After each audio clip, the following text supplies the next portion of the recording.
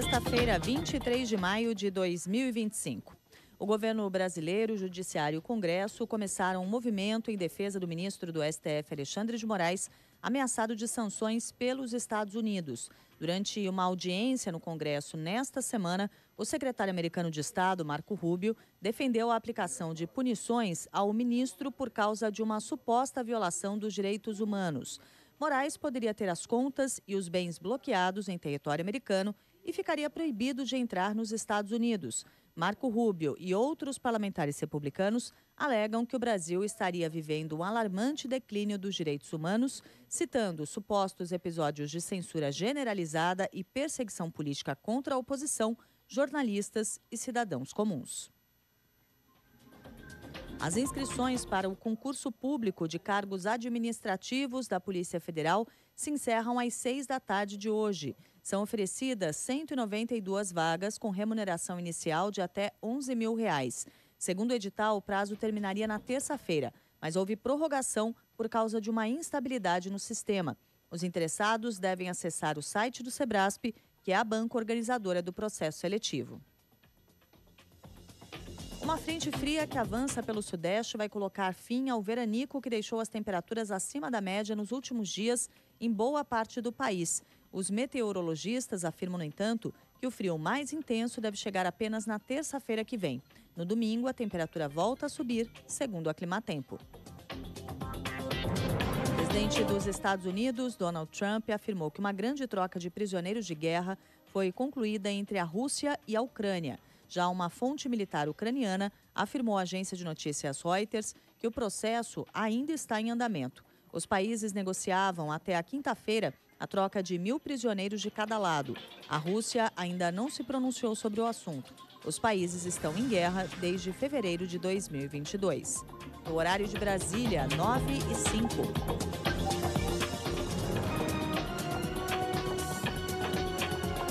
Repórter. Esta última meia hora do Jornal da CBN teve oferecimento TIM. Com a líder em 5G, você pode tudo. Vem que essa felicidade, a Sombras está na mesa, com sabor e qualidade. Tem café e tem cuscuz, canjiquinha e cereais, tapioca e tempero, tem batata e muito mais. Tá danado de bom o babado, chega junto, chega mais. Quer sabor e qualidade? Vem comigo que tá bom, vem que essa felicidade, a São Brás está na mesa, com sabor e qualidade. São Brás. Esta meia hora do Jornal da CBN tem oferecimento TIM. Com a líder em 5G, você pode tudo. Você acompanhou as principais notícias do dia com a gente aqui no Jornal da CBN e agora segue com a programação da sua cidade. Obrigada pela companhia.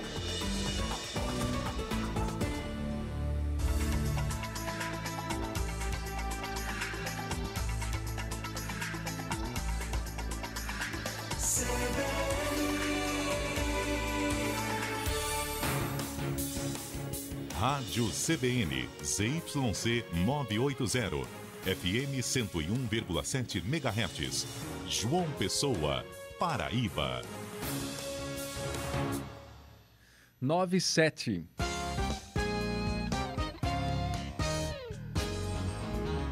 CBN João Pessoa. Hoje com Alisson Correia.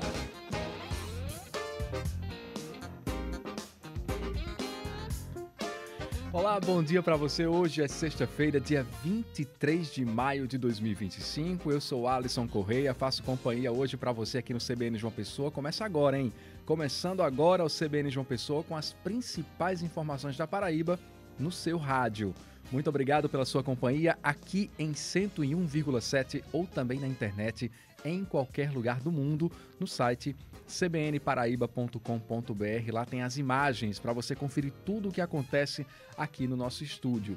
E você também pode participar mandando sua mensagem no 98132-4088, 98132-4088. 3 pessoas continuam internadas com quadros graves depois de terem passado pelo mutirão de procedimentos oftalmológicos em Campina Grande. Nós vamos trazer os detalhes dessa situação e também as últimas atualizações. E tem dinheiro no bolso, hein? A Receita Federal divulga hoje o primeiro lote da restituição do imposto de renda. Aqui na Paraíba são mais de 80 mil contribuintes que vão receber mais de 157 milhões de reais. Um policial militar e 6 homens foram presos durante a operação que incinerou 15 mil pés de maconha na zona rural da cidade de Taperoá, no Cariri da Paraíba. E com o início das chuvas, os buracos começaram a aparecer em várias avenidas de João Pessoa. Já tinha muitos, né? Mas eles pioram com esse período chuvoso. A constatação tem sido feita por nossos ouvintes que mandam mensagens aqui no WhatsApp da Rádio CBN. Quem traz os detalhes agora sobre isso, quem traz as informações é Guilherme Bezerra. Guilherme, bom dia. Bom dia, Alisson. Bom dia para os ouvintes da Rádio CBN. A gente recebeu essa reclamação de um ouvinte nosso, a gente foi atrás de entender o que pode ser feito, o que o público pode ficar atento na hora de olhar, de constatar esses problemas com os buracos, e também o que a prefeitura, a gestão municipal, e não só a gestão de um momento, mas o projeto de gestão ao longo dos anos, tem que se atentar na hora de colocar esse asfalto e na manutenção dele. A gente vai trazer mais informações daqui a pouco para informar como deve ser feita essa análise e essa escolha. Alisson. Muito bem, Guilherme. Até já. E João Paulo Medeiros também está aqui na bancada, trazendo os destaques da política. João Paulo, bom dia. Oi, Caio, bom dia para você. Uma ótima sexta-feira para todos os nossos ouvintes. Hoje na coluna vamos falar sobre uma decisão do Tribunal de Justiça da Paraíba que determinou o afastamento de um juiz lá no Alto Sertão do Estado. A gente vai explicar o porquê desse afastamento temporário. E vamos falar ainda de uma sessão realizada no Senado Federal que homenageou um paraibano ilustre, né, que faz parte da história do país, inclusive. E esse paraibano foi o responsável por autorizar as obras para a construção do Cristo Redentor no Rio de Janeiro. Daqui a pouquinho eu conto quem é. Obrigado, João, e obrigado também por me chamar de Caio, viu? Porque eu sei que eu sei que eu sou bonito, mas não tanto quanto ele. Força do hábito, perdão. Tudo bem, querido, até já. Na coluna Enxerida no Contexto, Gessie Quirino fala sobre trocadilhos de matuto. Olá, pessoal, aqui Gessie Quirino, e na nossa coluna Enxerida no Contexto de hoje, nós vamos falar sobre o lado espirituoso e cheio de trocadilhos dos matutos de antigamente. Tem um tal de Chico Dedês que ele perde a amizade, mas não perde a oportunidade de fazer uma lua. É isso aí, daqui a pouco a gente volta. Estamos de plantão. Grande abraço. Coluna Divan CBN com Maiara Almeida fala sobre o código secreto de risadas. Você e seu amor têm um código secreto de risadas? Aquelas piadas que só vocês entendem? No Divan CBN desta sexta, vamos conversar sobre a importância de rir junto e como usar o riso para fortalecer a parceria entre o casal. Então fica ligadinho e até já! Participe no 981324088, 981324088, mandando aqui sua mensagem, sua sugestão de pauta, pode ser por texto, áudio ou vídeo. A gente vai aqui acompanhar suas mensagens. Com os trabalhos técnicos de Luciano Cabral, na edição Felipe Nunes e na produção Renan Mesquita e Guilherme Bezerra, o CBN João Pessoa começa agora. Giro de notícias. Em Thales? Vou pro giro então, viu, Pedro? Agora 9h12, um homem foi morto a tiros na frente da esposa no bairro de Mangabeira, na zona sul de João Pessoa. A polícia investiga se a vítima foi assassinada por engano. O repórter Pedro Hugo conversou com o tenente Pereira. A informação é de um crime que aconteceu no fim da tarde desta quinta-feira aqui em Mangabeira.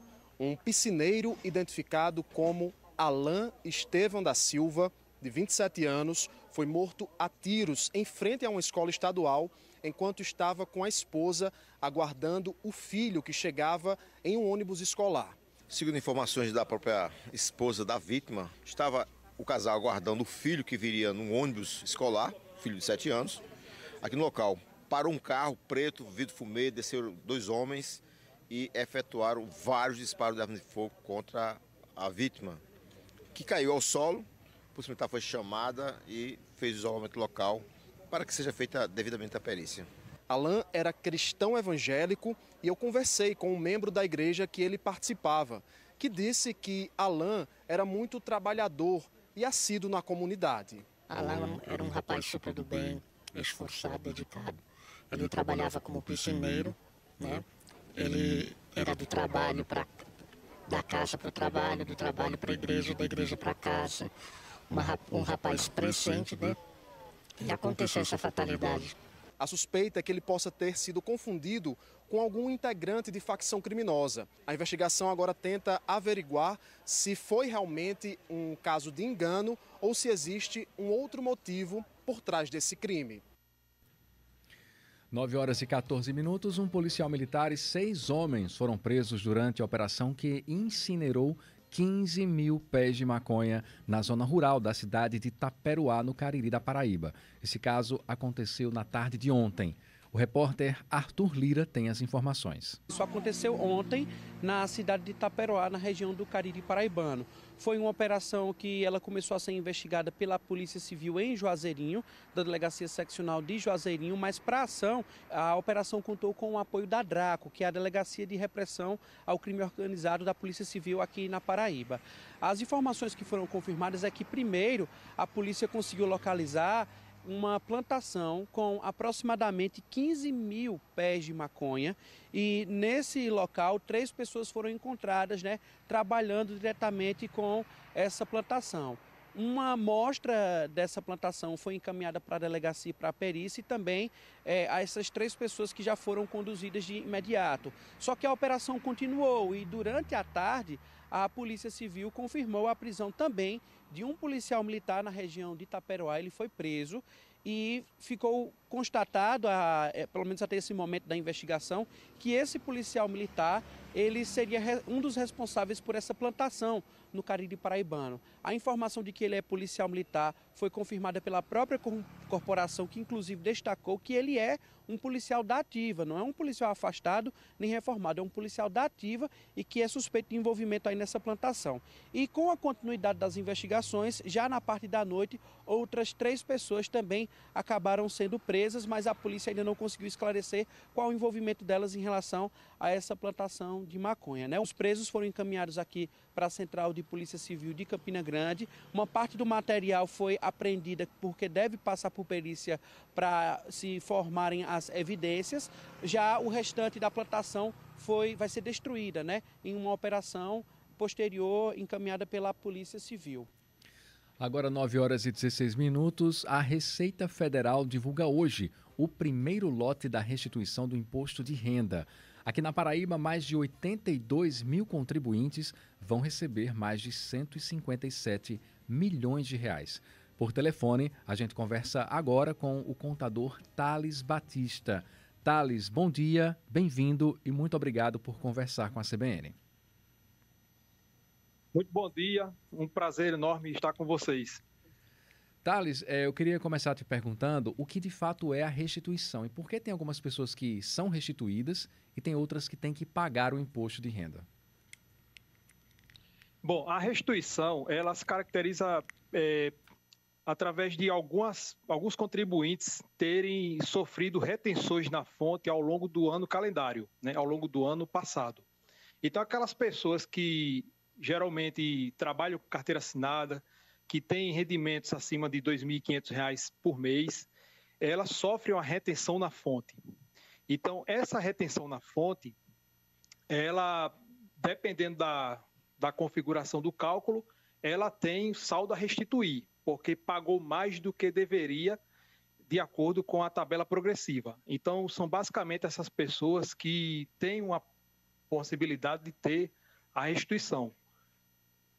Certo. E como é que faz para fazer a consulta, né? Para entrar no site corretamente? O que é que precisa para fazer essa consulta? Bom, para verificar, primeiro a pessoa, quando fizer o imposto de renda, ela tem que ver se vai ter saldo a restituir, né? Quando transmite a declaração, a partir dali a pessoa já tem o direito de receber essa restituição. Agora, para consultar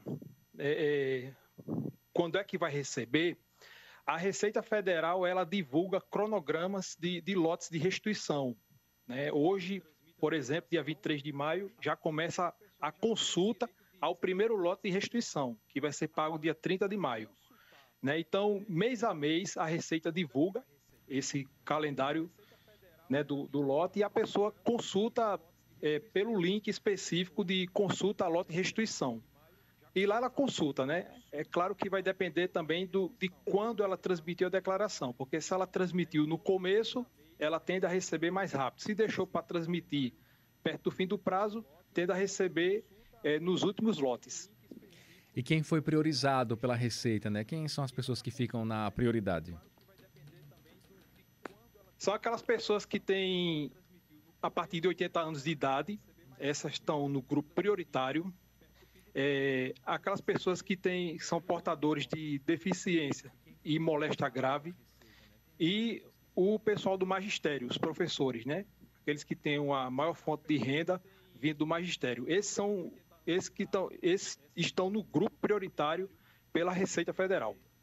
E quando que o dinheiro vai cair na conta dos contribuintes? Porque hoje sai a consulta, né? Mas o dinheiro na conta cai quando? 30 de maio. 30 de maio é o dia que a Receita vai creditar na conta do contribuinte. E os próximos prazos? A gente já tem informação sobre quais são os próximos prazos?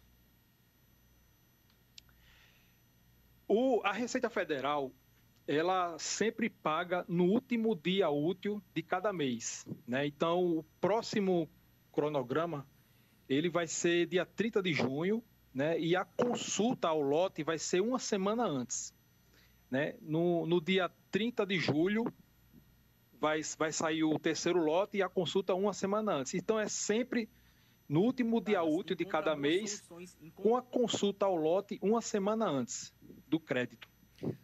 Tudo certo. Conversamos com Thales Batista, que é contador, trazendo aqui mais informações e esclarecimentos sobre o imposto de renda. Thales, muito obrigado. Muito obrigado e estou à disposição. Agora, 9 horas e 21 minutos, a polícia fez uma operação na comunidade Linha do Trem, no bairro do SESI, em Bahia, na região metropolitana de João Pessoa. Houve troca de tiros e 2 homens suspeitos de tráfico foram presos. As investigações também apontaram que faccionados estavam expulsando moradores de casa para usar os imóveis como ponto de venda de drogas. O delegado João Paulo Amazonas deu mais detalhes. Nossos policiais civis ingressaram por um dos acessos à comunidade e deram de frente com criminosos armados que estavam traficando entorpecentes reunidos num determinado ponto daquela comunidade. Houve confronto com esses indivíduos, tá? Um criminoso foi baleado. É importante ressaltar que esses indivíduos pertencem a uma facção criminosa bastante violenta, que tem tentado se fazer presente naquela comunidade. Por isso, nossas ações estão continuamente sendo realizadas lá. Segundo a Polícia Civil, os suspeitos fazem parte de uma facção criminosa do Rio de Janeiro que há alguns anos tenta se instalar aqui na Paraíba. Além do tráfico, eles são investigados por ameaças e intimidação a moradores. 2 famílias registraram um boletim de ocorrência denunciando que foram expulsas de casa pelos criminosos. Justamente por uma suspeita de que esses moradores estivessem passando informações para facções rivais. Tá? Um completo absurdo, isso não será tolerado, esses indivíduos já estão identificados, um deles já está com mandado de prisão e está sendo procurado pelas forças policiais nesse exato momento. Tá? Nós já estivemos em contato com esses moradores e em breve espero que eles voltem para seu imóvel ou vendam ou façam o que quiserem com seu imóvel. 9 horas e 22 minutos. Com o início das chuvas, os buracos começaram a aparecer em várias avenidas de João Pessoa. Não que eles sejam novos, né? Alguns aumentam de tamanho, outros começam a surgir, mas muitos deles também já existiam. Essa constatação tem sido feita por nossos ouvintes nos últimos dias. Guilherme Bezerra, quem traz os detalhes. Guilherme, bem-vindo, bom dia. Bom dia mais uma vez, Alisson. Bom dia para os ouvintes da Rádio CBN. A gente vem já há alguns dias discutindo a questão da mobilidade urbana em João Pessoa, principalmente aqui na região metropolitana, né? E se tem a gente sempre falou já, lado do ciclista, lado do motociclista, lado de quem dirige o carro, mas se tem uma coisa que é a união, que une todo mundo, que todo mundo tem que usar, é o asfalto, né? O pedestre passa, o motorista usa, passa com um carro, o ciclista usa.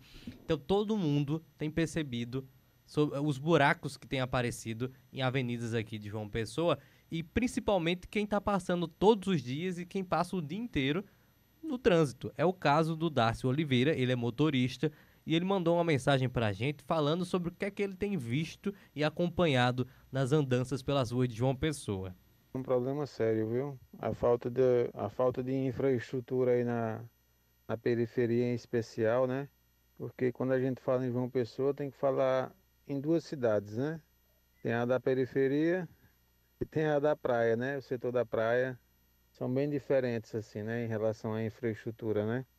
Então, meu amigo, na periferia você se depara com a falta de pavimentação, buraco, né? O asfalto que tem de péssima qualidade, né? Nas primeiras chuvas já apresentam os primeiros buracos, né? E aquelas crateras. Então é assim, é bem complicada a situação assim na periferia, né?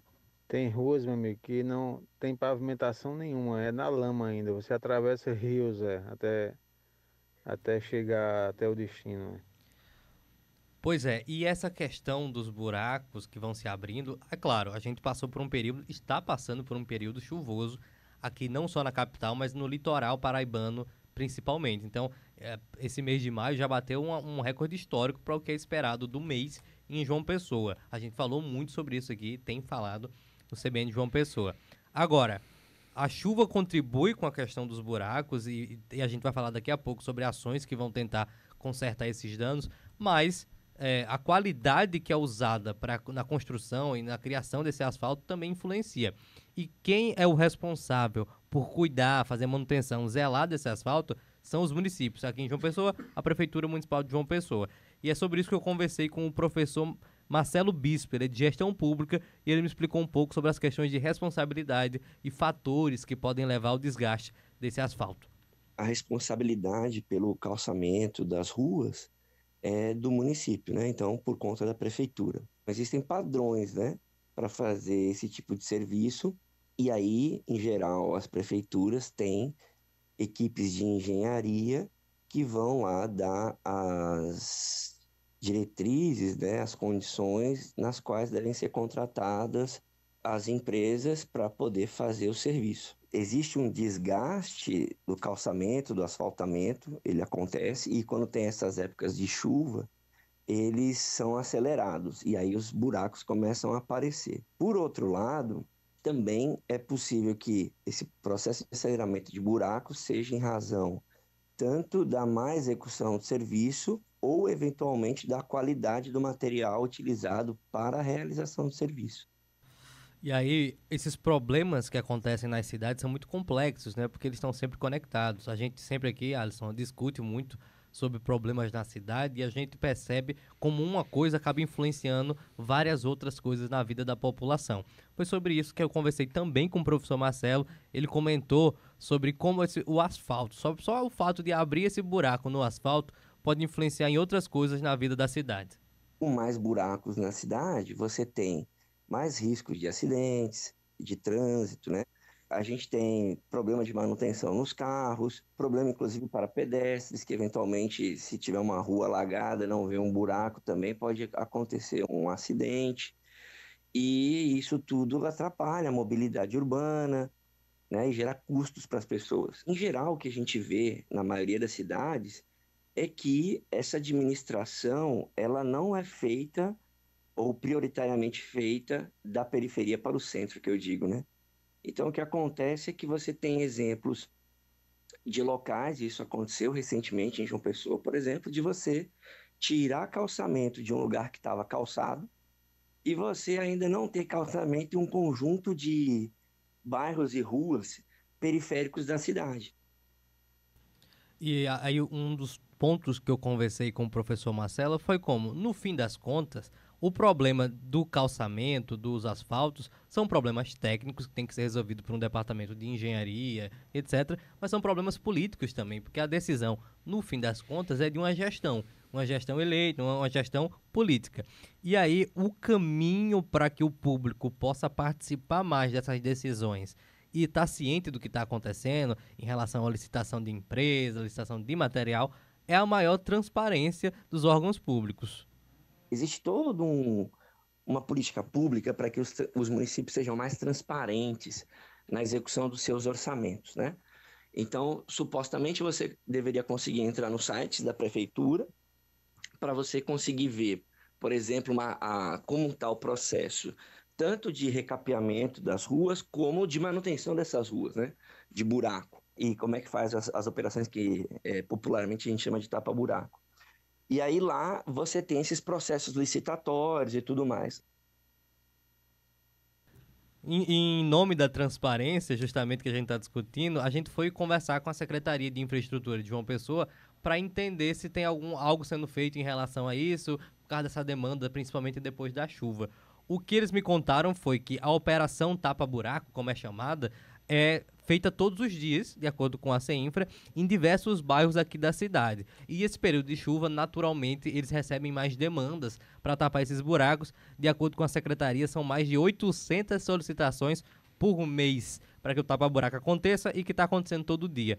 Ela fala aqui, a Secretaria, que os pedidos, quem tiver uma demanda para a Prefeitura, pode fazer em relação no João Pessoa na palma da mão, aquele aplicativo que a gente sempre fala aqui, que a Prefeitura tem concentrado as demandas lá. A gente sempre faz aquele alerta, Alisson, de que tem pessoas que não têm o acesso ao aplicativo, que têm uma certa dificuldade em usar e que essas pessoas têm muitas demandas nas ruas, principalmente nas áreas periféricas, como o Dácio, o motorista, falou. Então a gente sempre dá aquele toque de que, se possível, ter mais fiscalização, ir mais na rua e conversar com as pessoas, porque muitas vezes a pessoa está com uma demanda, ela está tentando ligar ali no fixo da secretaria, não consegue uma resposta, tem uma dificuldade com o aplicativo, nem todo mundo tem celular, quem tem às vezes não tem internet, então fica esse alerta aí só para que a vigilância seja mais presencial também, mas o aplicativo ajuda e acelera muita coisa. Obrigado, Guilherme Bezerra, pelas informações. Agora 9 horas e 30 minutos, daqui a pouco tem Repórter CBN. Enquanto isso, temos mais informações. 3 pessoas continuam internadas com quadros graves depois de terem passado pelo mutirão de procedimentos oftalmológicos em Campina Grande. A informação é da Secretaria de Saúde do Estado. Além disso, outros 16 pacientes seguem recebendo atendimento médico por apresentarem infecções oculares. Daqui a pouco eu volto a falar sobre esse assunto ainda hoje por aqui. Agora 9h31, Repórter CBN.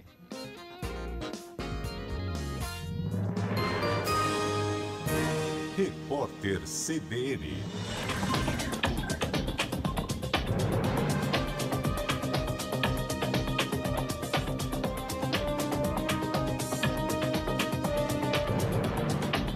Sexta-feira, 23 de maio de 2025. O ministro da Fazenda, Fernando Haddad, afirmou que o recuo do governo sobre a cobrança de imposto sobre operações financeiras para aplicação de investimentos de fundos brasileiros no exterior teve o objetivo de evitar especulações. O chefe da pasta disse que o governo conta com a colaboração de parceiros para corrigir rotas. Segundo Haddad, pessoas do mercado disseram que o IOF poderia gerar problemas. O INSS passa a exigir, a partir de hoje, biometria para desbloquear novos empréstimos consignados. A medida foi tomada em meio à crise gerada pelos descontos irregulares em benefícios de aposentados e pensionistas. Com a iniciativa, o governo espera inibir a ação de golpistas. Apenas em 2023, houve 35 mil reclamações de empréstimos concedidos sem a solicitação dos beneficiários. O dado faz parte de uma auditoria do Tribunal de Contas da União. A Receita Federal vai abrir daqui a pouco, às 10 da manhã, a consulta ao primeiro lote de restituição do Imposto de Renda de 2025. Mais de 6 milhões de contribuintes vão dividir 11 bilhões de reais. É o valor mais elevado pago em um lote. As pessoas poderão acessar o site do Fisco para saber se foram contempladas. O dinheiro deve cair na conta dos contribuintes na sexta-feira da semana que vem. O BNDES aprovou o financiamento de quase 250 milhões de reais para a realização de uma obra da COP30 que impacta uma área remanescente de floresta em Belém, cidade que sediará a cúpula da ONU em novembro. O projeto envolve a duplicação e o prolongamento de uma via, processos que causam desmatamento de vegetação amazônica com a perda de árvores de 64 espécies. O impacto ambiental é descrito nos documentos do processo de licença. No horário de Brasília, 9h33.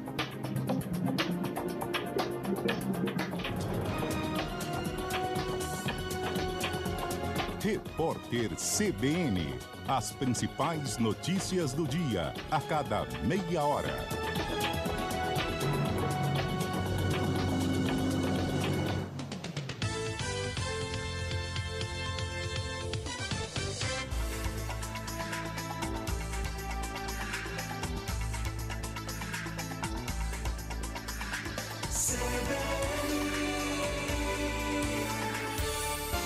CBN João Pessoa.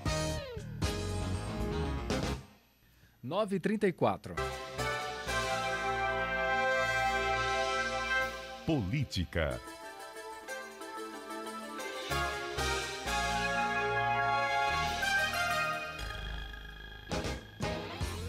Agora 9h34, chegamos ao momento da política. João Paulo Medeiros e Felipe Nunes estão aqui na bancada a partir de agora. João Paulo, bom dia. Felipe também, bom dia, bem-vindos.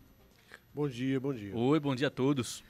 João, o Tribunal de Justiça da Paraíba afastou um juiz do sertão do estado? Isso, Alisson, uma decisão do órgão especial do Tribunal de Justiça aqui da Paraíba, que tem a atribuição de analisar processos envolvendo magistrados, prefeitos, secretários de Estado, e que foi criado recentemente a partir exatamente da reformulação que passou o Tribunal de Justiça aqui da Paraíba. Chegando aos 26 membros, subindo de 19 para 26 membros, houve a necessidade de criação desse órgão especial, que é composto por 15 desembargadores, os mais antigos, e também o presidente, vice-presidente e o corregedor-geral. Essa decisão do TJ, ela também veio acompanhada da instauração de um processo administrativo disciplinar para investigar o juiz Macário Oliveira Júnior, que atuava na Vara das Execuções Penais de Cajazeiras, lá no Alto Sertão. Esse afastamento vai permanecer até o fim desse processo, até o fim do processo administrativo, e vai exatamente investigar se houve algum tipo de irregularidade na conduta desse juiz que atuava, como eu disse, lá nas Execuções Penais de Cajazeiras. Durante esse processo, o juiz Macário Oliveira ficará impedido de entrar no fórum da comarca de Cajazeiras e também de ter acesso aos sistemas eletrônicos do Poder Judiciário aqui da Paraíba. Uma decisão cautelar, não é uma análise de mérito dessa questão, evidentemente, trazendo e fazendo um comparativo para o processo penal comum, é como se houvesse a aceitação da denúncia, o recebimento da denúncia por parte do Pleno lá do Tribunal de Justiça aqui do Estado. Até o desembargador Márcio Murilo da Cunha Ramos, ontem, durante a sessão, fez esse comparativo e ele é bastante pertinente porque, através do afastamento, da abertura do processo administrativo disciplinar, que se inicia esse processo de apuração para confirmar ou não o envolvimento em irregularidades na atuação do magistrado. Esse caso em específico, ele começou a ser investigado pelo Grupo de Atuação Especial contra o Crime Organizado aqui da Paraíba, do Ministério Público, pelo GAECO. Há cerca de um ano, o GAECO realizou uma operação, juntamente com a Polícia Civil, no sertão do estado, para tentar identificar um suposto esquema de beneficiamento de presos que estavam recolhidos nas penitenciárias de Cajazeiras. Esse beneficiamento acontecia com a apresentação de atestados falsos, para justificar saídas e a mudança de regime em algumas situações, e também outros benefícios. Havia também a questão da remissão, que é feita a partir dos dias trabalhados por parte dos apenados e que era computada, de acordo com as investigações do GAECO, de forma a ampliar esses direitos, esses benefícios que seriam concedidos a esses presos. O que chamou a atenção inicialmente foi a quantidade de presos que estava recolhida nas penitenciárias de Campina Grande, pedindo transferência para os presídios de Cajazeiras. A partir exatamente desse quantitativo que chamou a atenção, o Ministério Público passou a investigar esse grupo, que também seria composto por advogados e outros integrantes ligados a uma facção criminosa que atua no tráfico de drogas aqui na Paraíba. A partir do aprofundamento dessas investigações, foi que o Ministério Público conseguiu captar indícios do envolvimento do magistrado Macário Oliveira. E depois disso encaminhou o caso à Corregedoria Geral de Justiça, que ontem levou a plenário e acabou abrindo esse processo disciplinar e também analisando o afastamento cautelar do magistrado, Alisson. Agora, o passo seguinte será o tribunal processar, né, esse procedimento administrativo, dando, evidentemente, o direito de ampla defesa ao contraditório. Ontem não, na sessão do Pleno, o advogado da Associação dos Magistrados, o Eugênio Nóbrega, falou sobre esse assunto, inclusive defendeu a atuação do juiz Macário Oliveira, disse que ele não tem envolvimento com essas irregularidades, com esse suposto esquema que investiga esses benefícios concedidos a presos lá da unidade penitenciária. Eu acompanhei essa sessão ontem à tarde, assisti por completo esse debate, e uma das teses levantadas pelo advogado de defesa é de que o juiz pode ter sido induzido a erro por conta justamente da análise que ele fazia naquele instante desses documentos que eram apresentados por essas partes, por esses presos, por esses advogados, e que ele não teria a capacidade de reconhecer em sua atuação se aqueles documentos eram falsificados ou não, se os atestados, sobretudo, eram falsos ou não. Por isso ele defendeu que o magistrado não tem participação nesse esquema e sim pode ter sido uma vítima desse grupo. Bem, a decisão de ontem, como eu disse, não analisou o mérito da questão, mas evidentemente determinou o afastamento do magistrado de forma com precaução, para que as investigações não sejam, de alguma maneira, atrapalhadas por sua atuação.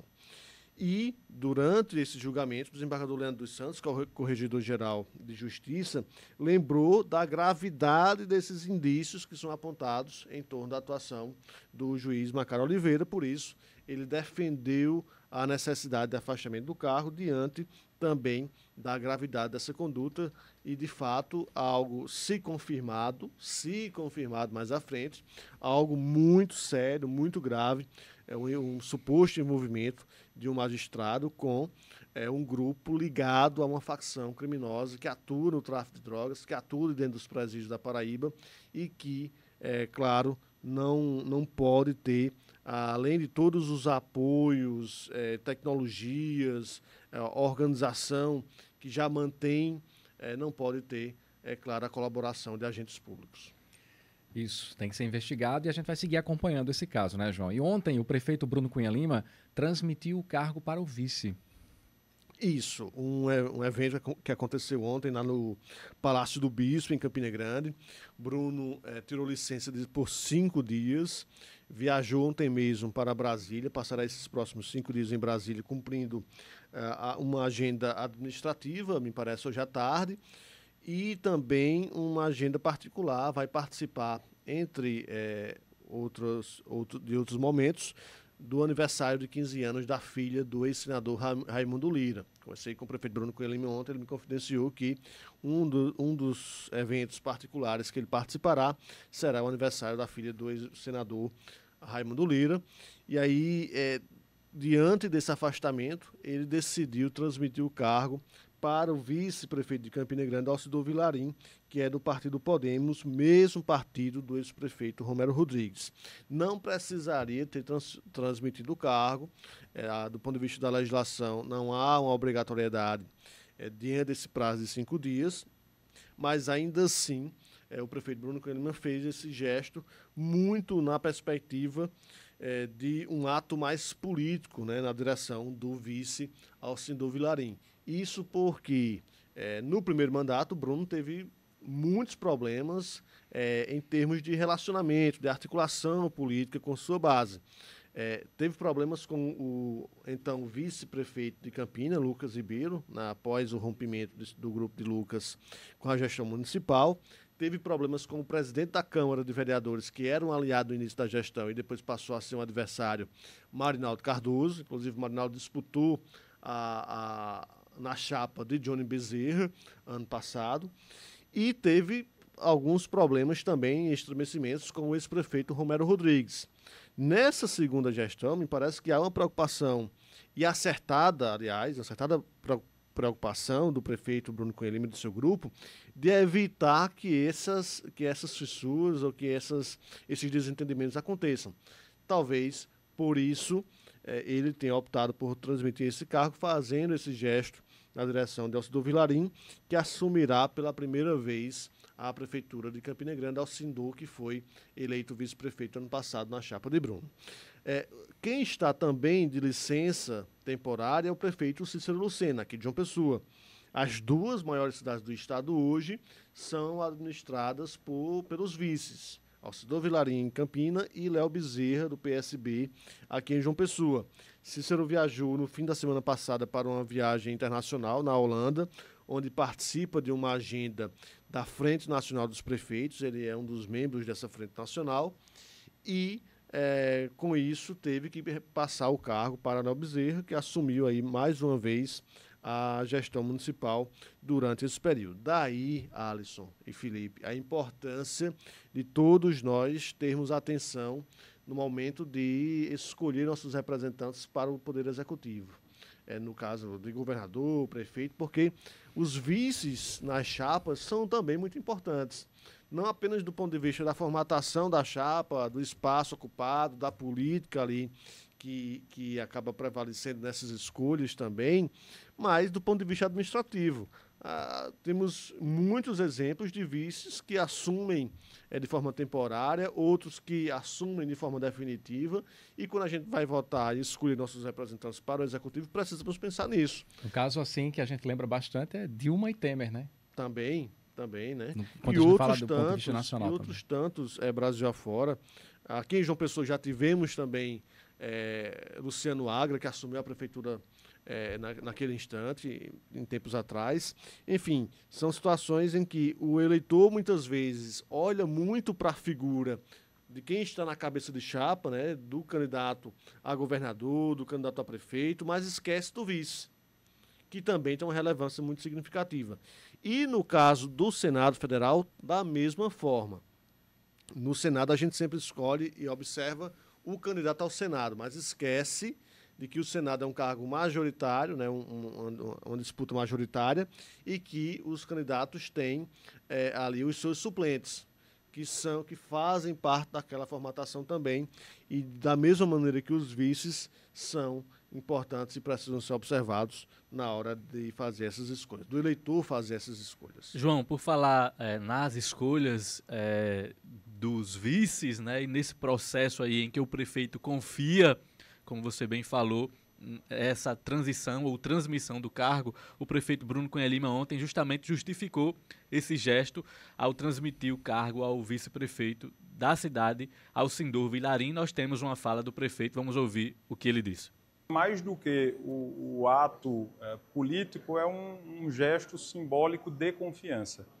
Ninguém transmite a gestão de uma cidade, muito menos da importância de Campinas, sem que haja confiança de que o trabalho que Alcindor vai desempenhar nesse período e, eventualmente, em todos os outros em que ele me substituir, vai ser de tocar adiante, de seguir, de dar sequência e, quem sabe, até aprimorar o trabalho que vem sendo feito. Alcindor é capacitado, é experiente, é leal, é parceiro, né, e, por isso, eu faço esse gesto de transmissão como um gesto que simboliza a confiança, não apenas a minha em Alcindor, mas a confiança que Campina depositou não só em mim, depositou em nós, depositou em mim, Alcindor, no nosso time todo, e por isso eu quero compartilhar com ele também, neste e em outros momentos, essa oportunidade de assumir a prefeitura. Deixei, inclusive, uma decisão administrativa importante, que é o lançamento da licitação do Canal do Prado, a segunda etapa do Canal do Prado, uma obra fundamental para a mobilidade, para a macrodrenagem, para a qualidade de vida das pessoas, a Liberdade, do Jardim Paulistano, do Tambor, quem transita ali nas imediações da Assis Chateaubriand. Então, eu poderia fazer isso, mas deixei para que Alcindor possa, na condição de prefeito em exercício, tocar aí uma grande obra que vai, com toda certeza, mudar ali a realidade daquela região e melhorar, impactar também a qualidade de vida e a mobilidade das pessoas que vivem e trabalham ali. Felipe Nunes, vamos falar com você agora, porque ao longo da semana teve o assunto que foi o Garantia Safra, né? Como é que ficou essa história? Tem novidade? Ontem eu já havia trazido aqui a informação, Alisson, de que dezenas de cidades da Paraíba ficaram fora do Garantia Safra. Mais de 60 cidades reclamaram junto ao governo federal de que perderam o acesso aos recursos do Garantia Safra. Por outro lado, cerca de 175 municípios paraibanos já haviam aderido ao programa, mas somente 108 tiveram esse direito reconhecido. E aí, durante a marcha para os prefeitos, dezenas de gestores paraibanos se mobilizaram com o objetivo de tentar sensibilizar o governo federal para liberar os recursos também para essas cidades que não tiveram o direito reconhecido. E por que o governo federal não repassou os recursos para esses municípios? A alegação é de que essas cidades não cumpriram os critérios aí definidos pelo governo federal, entre os quais o índice mínimo de chuvas que teria sido atingido, e por isso os municípios não foram penalizados em relação à colheita, o que não houve a necessidade, segundo o governo federal, do repasse pelo governo federal. Inclusive, eu trouxe ontem aqui para a CBN a declaração do ministro da Agricultura Familiar, Paulo Teixeira, com quem conversei, e ele disse que não houve essa suspensão do programa, que está sendo liberado conforme os critérios estabelecidos em lei. O que ele disse é que está havendo uma fiscalização para a liberação correta desses recursos. Mas o que acontece é que os parlamentares paraibanos e os prefeitos seguiram em Brasília ontem, e apesar de inicialmente não terem conseguido falar com o ministro, enfim, fizeram uma reunião com ele à noite. Participaram dessa reunião, especificamente, o presidente da Câmara dos Deputados, o paraibano Hugo Mota, e o presidente da Assembleia Legislativa da Paraíba, o deputado estadual Adriano Galdino, que estava representando também os prefeitos, mais especialmente o município de Pocinhos, que foi atingido também por essa decisão do governo federal de não enviar repasses para algumas cidades aqui do estado que haviam aderido ao programa. O deputado Adriano Galdino conversou com o ministro e disse aqui para a CBN que pelo menos esses dois municípios conseguiram recursos, tanto o município de Pocinhos quanto Esperança. E por que esses municípios conseguiram? Segundo Adriano Galdino, eles recorreram da decisão do governo e apresentaram os critérios junto ao Instituto Brasileiro de Geografia e Estatística, o IBGE, apresentaram as informações de que teriam cumprido os critérios aí do governo federal. Vamos ouvir o que disse Adriano Galdino, que explicou também que os demais municípios que ficaram fora dessa lista poderão recorrer também para reaver aí ou conseguir esses recursos que não foram liberados pelo governo. Vamos ouvir o que disse Adriano Galdino. Na verdade, Felipe, são 63 municípios paraibanos que foram atingidos pela medida de não serem contemplados com o seguro safra. E alguns municípios, inclusive Pocinhos e Esperança, entraram com recurso junto ao IBGE, comprovando que realmente em 24 não houve lucro, os nossos agricultores não obtiveram lucro nas suas safras, nas suas lavouras. Conversa que tivemos com o ministro ontem, o ministro sinalizou positivamente que irá atender e irá fazer o pagamento dos municípios de Esperança e Pocinhos agora no mês de julho, agosto. Então, os agricultores do município de Pocinhos e também de Esperança irão receber o seguro safra em julho e agosto. E ficou também acertado nessa conversa com o ministro que os municípios que se sentirem atingidos façam como Pocinhos e Esperança o fizeram. Vão ao IBGE, comprove que realmente os seus municípios, os seus agricultores não tiveram lucro, não tiveram safra no ano de 24, e o Ministério estará pronto para reanalisar o pedido do seguro safra e, se for o caso, atender como atendeu Pocinhos e Esperança, e o município de Esperança.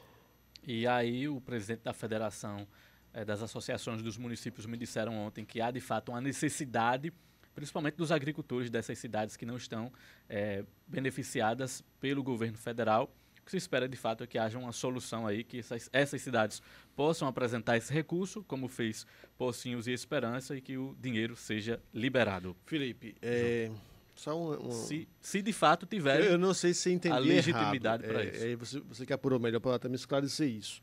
Mas pelo que eu entendi, esses municípios não receberam os recursos do Garantia Safra porque as chuvas ultrapassaram o limite mínimo previsto no programa, previsto na legislação. Exatamente, esse foi o então, critério assim, do governo federal. Eu não estou torcendo contra os municípios paraibanos. Jamais, né? Eu acho que a gente aqui sempre torce para que os municípios sempre tenham mais recursos, enfim, que as coisas caminhem. Agora, se não houve o atingimento desses critérios, que são objetivos, que são matemáticos, né? Ora, é ruim quando a gente não consegue, dentro de um programa estabelecido que deve servir para todo o país, né, como é o Garantia Safra, quando você não consegue chegar naqueles critérios objetivos e depois você parte para uma pressão política para conseguir a liberação desses recursos. É ruim quando isso acontece. Né? É ruim, e claro, Adriano Galdino está fazendo o papel dele enquanto liderança, representante de Pocinhos, de Esperança, deputado estadual, Hugo Mota também, aqui na Paraíba, representante do Estado, mas é ruim quando você tenta de alguma maneira, fazer com que critérios objetivos sejam desrespeitados, digamos assim, por conta de pressão política. Qual foi a explicação que o presidente da FAMUP me deu? Que essa medição, pelo menos foi o que ele me disse, que a medição que é feita é limitada. Porque, por exemplo, houve uma medição dizendo que aquela cidade atingiu o limite mínimo de chuvas. Só que há terras... segundo ele, de agricultores que não receberam aquela quantidade mínima de chuvas que ficam em regiões dos municípios que em um determinado local choveu mais do que o outro. Do que o outro, exatamente. E esses agricultores necessitam do recurso. Então, eles acham que essa medição é limitada para a definição de um critério. É difícil isso. Claro que, evidentemente, todos têm o direito de recorrer, como fizeram Pocinhos de Esperança, e recorrendo, o que eu espero é que, de fato, se apresentem dados objetivos, como esse que você me fala agora, né, da perspectiva de, em um outro determinado local do município, ter chovido menos do que em outra localidade. Aí sim, você tem um critério objetivo que se enquadra, que pode se enquadrar aquela situação do município dentro do programa. Agora, você partir para a pressão política diante de um programa que precisa ser objetivo, porque, efetivamente, se existe a regra, é que ela seja cumprida. Muitas vezes no Brasil a gente tem uma prática de descumprir regras, descumprir programas, descumprir legislações, exatamente quando os nossos interesses, as nossas conveniências são atingidas ou não são totalmente atendidas por essas ações. Enfim, é algo que, se de fato houver essa outra perspectiva de que os municípios possam recorrer e demonstrar do ponto de vista objetivo e técnico que se enquadram, que isso seja feito, que isso seja e que o recurso seja liberado pelo Ministério. Bom, a gente muda de assunto agora, né? Porque o Senado Federal fez uma sessão especial em homenagem a Epitácio Pessoa. João Paulo Medeiros, esse assunto agora é para você. E isso, Caio. Ontem o Senado homenageou o paraibano Epitácio Pessoa pelos 160 anos de nascimento dele. Epitácio Pessoa, que nasceu na cidade de Umbuzeiro, aqui no Cariri da Paraíba, e sem dúvida alguma foi o paraibano que ocupou mais cargos de destaque em termos nacional na história da Paraíba. Epitácio Pessoa foi presidente da República entre 1919 e 1922, foi também senador da República por 3 mandatos, foi deputado federal, foi ministro do Supremo Tribunal Federal, foi procurador-geral da República, ou seja, ele passeou e conseguiu chegar a postos elevados em todas as esferas, algo que hoje talvez certamente não fosse possível. Você ocupar o cargo de ministro do Supremo, depois de procurador-geral da República, depois de presidente da República. Hoje, no nosso modelo, certamente isso não seria viável, não seria possível, mas naquela época, naquele momento histórico, sim, e aí Epitácio Pessoa conseguiu chegar a ocupar todas essas funções. Ontem, essa sessão fez uma alusão aos 160 anos de Epitácio Pessoa e contou com a participação de prefeitos, familiares do paraibano, do ministro e presidente do STJ, que também é aqui da Paraíba, de Catolé do Rocha, Herman Benjamin, e todos lembraram do legado deixado por Epitácio Pessoa quando esteve ocupando esses cargos, notadamente a presidência da República.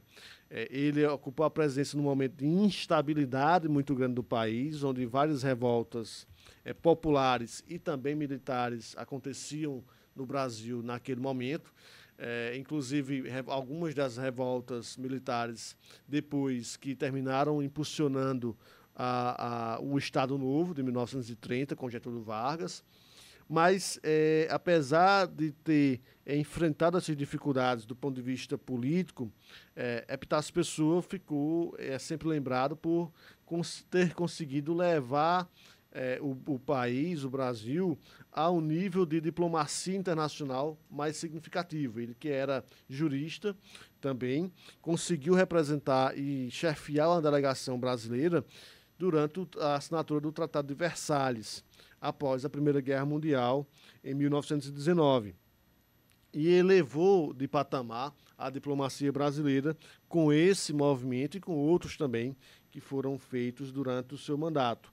E uma outra curiosidade é que, durante o tempo em que esteve na presidência da República, ele foi o responsável por autorizar a construção do Cristo Redentor lá no Rio de Janeiro, um cartão postal para o país, né, lá no Rio, e partiu exatamente de uma autorização do então presidente da República, Epitácio Pessoa, que nasceu em Umbuzeiro e que por muito tempo foi uma das principais figuras da política e do judiciário brasileiro. Ele que, como eu disse, entre todos os paraibanos que já ocuparam espaços significativos na política nacional, e não são poucos, né? Felizmente, nós temos uma vocação muito interessante para a ocupação desses espaços, inclusive o atual presidente da Câmara Federal é paraibano, Hugo Mota, o ministro-presidente do STJ é paraibano, Herman Benjamin, de Catolé do Rocha, o presidente do Tribunal de Contas da União é paraibano, Vital do Rego Filho, e outros tantos, hoje que ocupam espaços importantes.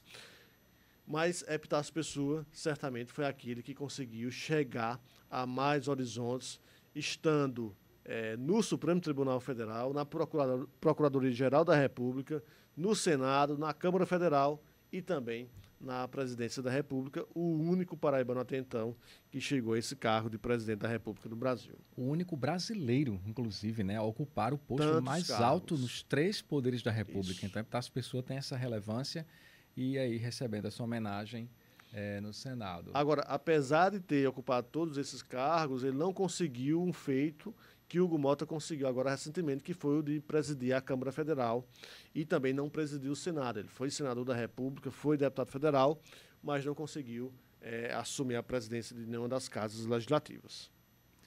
Agora 10h02. Estamos aguardando o repórter CBN, que pode entrar a qualquer momento. João Paulo Medeiros, temos mais novidades ou você vai aproveitar seu fim de semana agora, hein? Como é que tá aí? Caio. Caio.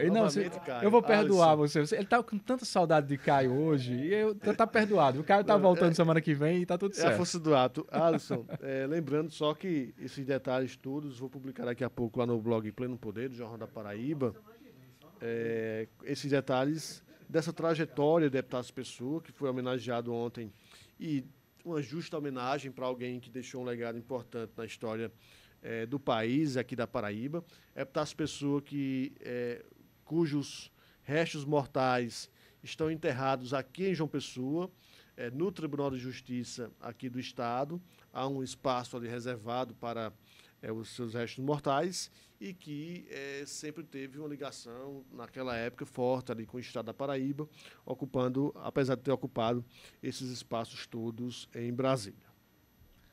10h03. João, muito obrigado. Até a próxima. Em Brasília, não. Vou voltar, só corrigir a informação, que naquela época a capital federal não era Brasília, né? Na época em que Epitácio Pessoa ocupou todos esses espaços, mas a ideia foi dizer que ele mantinha uma ligação forte com a Paraíba, apesar de, naquele instante, estar ocupando esses cargos todos a nível de República Federativa do Brasil. Tudo certo, querido. Muito obrigado.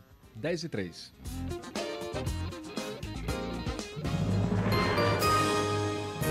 Repórter CBN.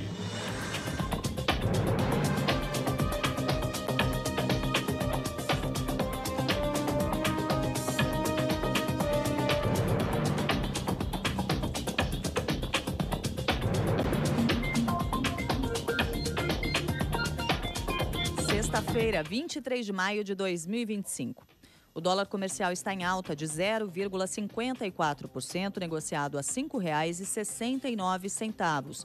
Os investidores analisam as falas do ministro da Fazenda, Fernando Haddad, sobre o recuo do governo e a suspensão da decisão que previu o aumento do IOF para aplicações de fundos de investimentos nacionais no exterior. Com a decisão, permanece em vigor a alíquota zero do Imposto sobre Operações Financeiras para esse tipo de operação. O aumento do imposto chegou a ser anunciado na quinta-feira como parte das medidas que começaram a valer na madrugada de hoje para aumentar a arrecadação e tentar cobrir um rombo nas contas públicas. Hoje, Haddad disse que o governo recuou para evitar especulações. O chefe da pasta disse que o Planalto conta com a colaboração de parceiros para corrigir rotas. Segundo Haddad, pessoas do mercado disseram que o IOF poderia gerar problemas. O presidente Donald Trump anunciou a tarifa fixa de 50% sobre produtos da União Europeia a partir do dia 1º de junho. O líder americano disse que a negociação com os europeus não está avançando. Trump afirmou que a União Europeia foi formada com o principal propósito de tirar vantagem dos Estados Unidos no comércio. A empresa proprietária do OnlyFans negocia a venda da plataforma com um grupo de investidores.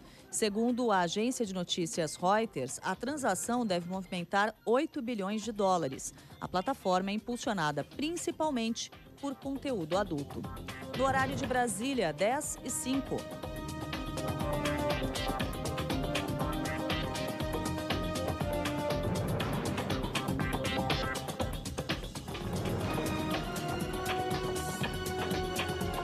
Repórter CBN. As principais notícias do dia, a cada meia hora.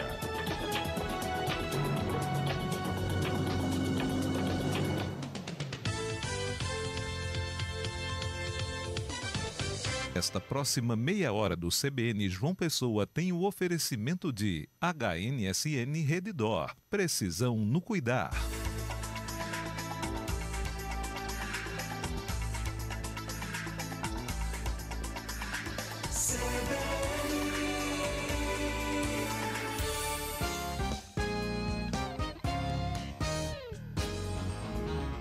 CBN João Pessoa.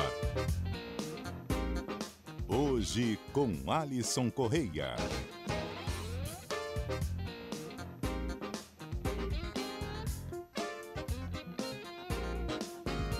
Agora 10h07, voltamos com o CBN João Pessoa. Chegamos à segunda hora do programa. Muito obrigado pela sua audiência, você que vem com a gente desde o começo, desde as 9 horas. Seguimos até meio-dia, trazendo informações locais, informações da Paraíba, em 101,7 FM em João Pessoa e região, e também no cbnparaíba.com.br na internet, trazendo as imagens do estúdio para você conferir tudo o que acontece aqui, também um pouco dos bastidores.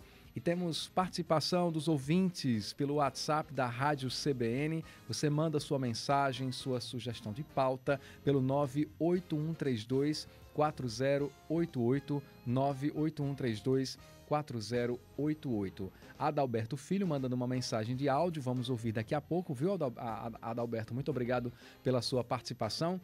Eliana, bom dia, Alisson. Que bom que está mais uma vez com a gente, muito competente. Obrigado, Eliana, já está aqui com saudades da Karine, mas ela volta, viu? Nos próximos dias tem mais Karine Tenório aqui na CBN, no CBN João Pessoa. Gustavo Rocha também mandando aqui um bom dia, está ouvindo de Porto, em Portugal. Obrigado, Gustavo, um abraço. Karine volta, hein? Na semana que vem tem mais Karine aqui na bancada do CBN João Pessoa. Matheus Gadelha, do bairro dos Ipês, que já está ouvindo, ele acompanhou o Caio ontem, né, apresentando o JPB2, e ele volta sim, viu, Gustavo? Aliás, Matheus, ele volta sim, o Caio volta para cá, para a CBN também nos próximos dias. Tá tendo uma rotatividade aqui por questões internas, mas vai dar tudo certo, vai ficar todo mundo no seu lugar em breve. Irene, bom dia, Alisson. Obrigado, Irene, pela sua participação aqui no CBN João Pessoa.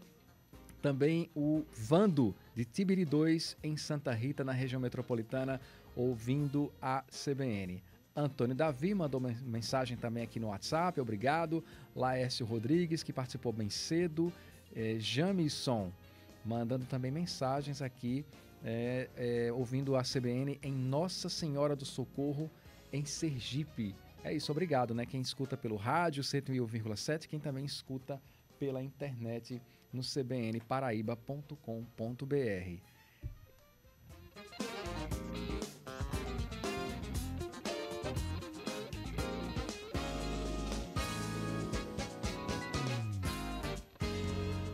Agora 10h09, o governo... Vamos para o giro de notícias, né?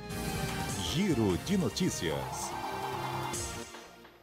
Isso, quase que eu esqueci da vinheta. Agora sim, o governo federal anunciou ontem um aumento de impostos sobre operações financeiras. É o IOF. Isso vale para as empresas, previdência privada e também câmbio. O objetivo é arrecadar 20 bilhões e meio de reais a mais neste ano e mais 41 bilhões de reais em 2026. Mas em que isso afeta a nossa vida? E é sobre esse assunto que a gente conversa agora com a advogada tributarista Caroline Gomes. Caroline, bom dia, bem-vinda. Bom dia, obrigada. Bom dia a todos os ouvintes. Tudo bem com vocês? Tudo bem, Caroline. Obrigado pela participação aqui na CBN. Eu quero começar te perguntando quanto é esse aumento real, né, na prática, e qual é o foco do governo com esse ajuste? Bom, como você adiantou, o foco do governo realmente é uma arrecadação. A arrecadação nesse valor, que é de 20 bilhões e meio para o ano de 2025 e 41 bilhões para o ano de 2026. Então, é uma medida que, como forma de aumentar a arrecadação e ajudar no cumprimento das metas fiscais até 2026. Só que esse aumento ele impacta tanto as empresas como também pessoas físicas, né?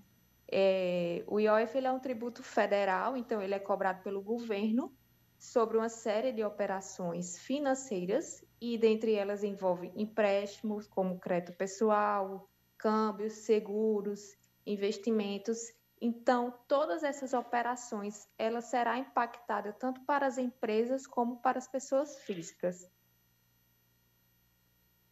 De que forma que esse aumento vai impactar na nossa vida, né, de maneira geral? Pronto.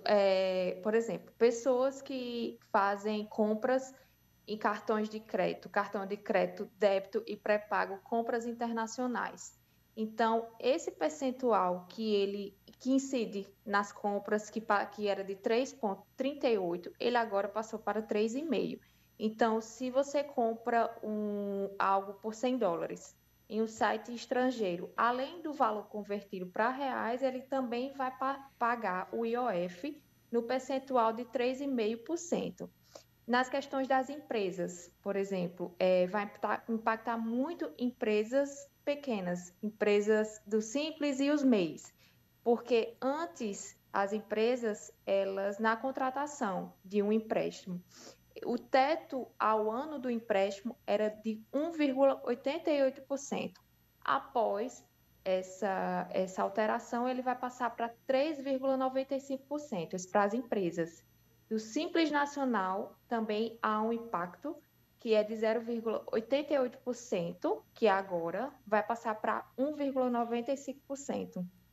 Isso vai impactar o consumidor final, porque dentre esses aumentos das alíquotas, vai ser repassado o preço do produto. Então, vai passar esse valor, esse aumento vai acabar impactando o consumidor final. Além disso, por exemplo, um MEI que faz um empréstimo. Se um MEI paga 10 mil de empréstimo, ele pode passar a pagar até mais de IOF do que antes, porque as alíquotas foram alteradas. E será que havia uma outra forma, né, do governo fechar as contas sem ter que aumentar impostos, Caroline? O que é que você acha, hein? Havia uma forma de reduzir os gastos, como a gente vem observando. Só que, ao invés de reduzir, há uma intenção de aumentar mais a arrecadação, e nessa arrecadação, toda a população ela é impactada. Além disso, até na previdência privada, houve esse aumento, porque quem aplica no plano VGBL, por exemplo, quem aplica mais de 50 mil pagará 5% de IOF. Então, o que antes não pagava nada, porque a alíquota era zerada, vai impactar também porque vai incidir 5% no IOF. Então, se você investe 100 mil e os 50 mil que exceder vai acabar impactando porque vai incidir 5% de IOF. Então, a medida que seria necessária era a redução dos gastos do governo, mas na intenção para fechar, para bater as metas, então vai atingindo a população porque incide no aumento das alíquotas e, de todo modo, incide no preço final do produto que é consumido por todos nós. E o governo federal, será que ele poderia ter feito cortes, né, no próprio governo? Seria uma solução também mais plausível, né, até para não assustar tanta gente? Sim, seria a redução dos gastos realmente, mas como essa possibilidade não for vista por esse lado, então incide nos tributos que são pagos por nós todos os dias. Haveria essa possibilidade, mas a arrecadação ela foi aplicada nos produtos mesmo, nas operações realizadas pelas empresas e por pessoas físicas. Conversamos com a advogada tributarista Caroline Gomes. Caroline, muito obrigado pelas informações. Tenha um ótimo fim de semana. Obrigada a você. Bom dia. Tchau, tchau. Agora 10 horas e 15 minutos. Daqui a pouco a gente volta a falar mais sobre juros, né, sobre economia. Agora eu vou falar novamente sobre os casos relacionados aos procedimentos oftalmológicos em Campina Grande. 3 pessoas continuam internadas com quadros graves depois de terem passado pelo mutirão de procedimentos oftalmológicos em Campina Grande. Essa é a informação mais recente da Secretaria de Saúde do Estado. Além disso, outros 16 pacientes seguem recebendo atendimento médico por apresentarem infecções oculares. A Secretaria de Saúde também informou que os pacientes com sintomas mais leves continuam sendo monitorados diariamente por equipes médicas. A Polícia Civil da Paraíba vai ouvir na próxima semana a equipe de profissionais de saúde que participou desse mutirão. A Secretaria de Saúde do Estado apura o caso e admitiu que medicamentos vencidos estavam entre os que foram utilizados no mutirão, que foi feito por uma empresa contratada.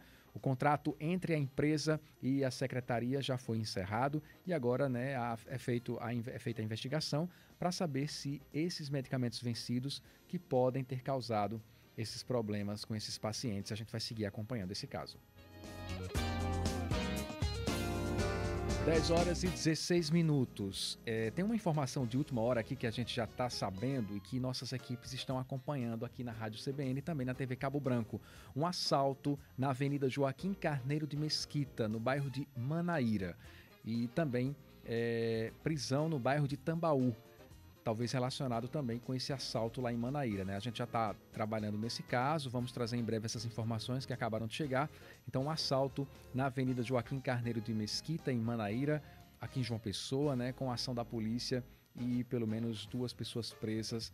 Estamos acompanhando e vamos trazer a qualquer momento as informações atualizadas e completas sobre esse caso. E após um homem ser assassinado a tiros dentro do complexo hospitalar Tarcísio Miranda Buriti, o Trauminha de Mangabeira, aqui em João Pessoa, a direção do hospital se reuniu para discutir a aplicação de novas medidas de segurança. Entre elas está a ampliação do sistema de reconhecimento facial, na verdade a implantação de um sistema de reconhecimento facial.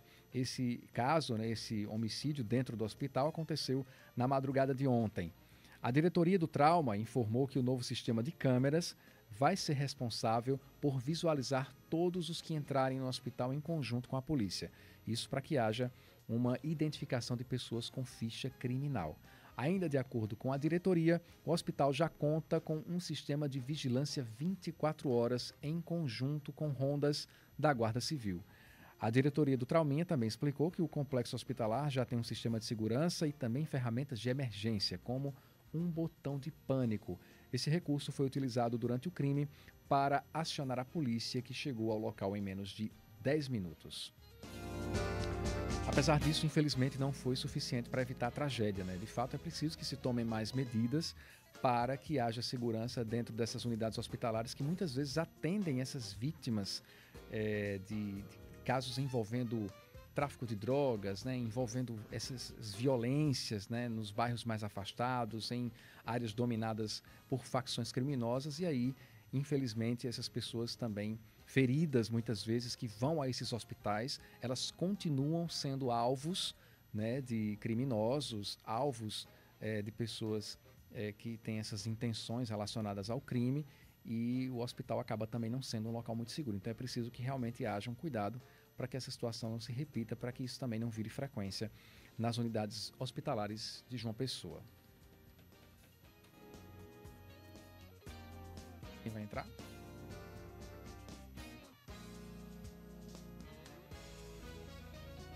Agora, 10 horas e 19 minutos, eu falei agora há pouco sobre uma prisão, né, na orla de João Pessoa, um assalto que teve em Manaíra e também uma prisão no bairro de Tambaú. Esses casos estão relacionados.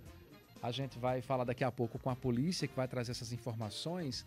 Então, você que está andando por Manaíra e também pelo bairro de Tambaú, aqui em João Pessoa, percebeu essa movimentação da polícia, né? Foi um assalto que aconteceu agora há pouco. Estamos com o Coronel Bruno na linha. Coronel, bom dia, bem-vindo. Alisson com você por aqui. Bom dia, Alisson. Coronel, por gentileza, a gente soube aqui de um assalto que aconteceu em Manaíra. Como é que foi essa ocorrência? Já teve alguém preso? Isso, na verdade, foi uma prisão em flagrante realizada pela Polícia Militar. As equipes do BEPTUR, que é o Batalhão de Policiamento Turístico, responsável pelo policiamento da orla da capital, estávamos em patrulhamento na área de Manaíra, Tambaú, na divisa ali dos bairros, quando recebemos a informação que 2 elementos em uma moto vermelha teriam acabado de praticar um assalto.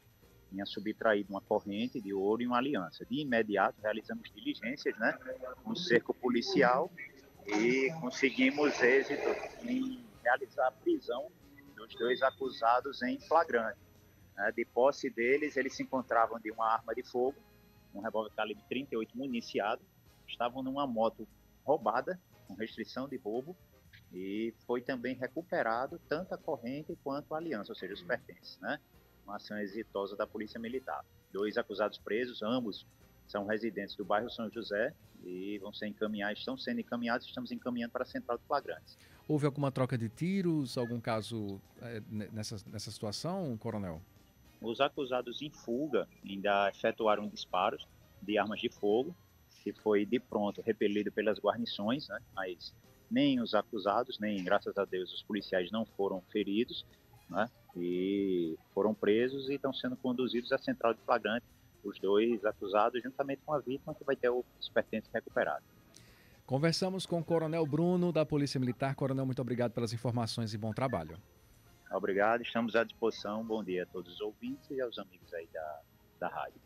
10h22, a gente falou aqui agora, né, com o Coronel Bruno sobre um assalto no bairro de Manaíra, 2 pessoas presas, pertences que foram recuperados, e os 2 suspeitos presos foram levados para a cidade da Polícia Civil no bairro do Geisel, aqui em João Pessoa.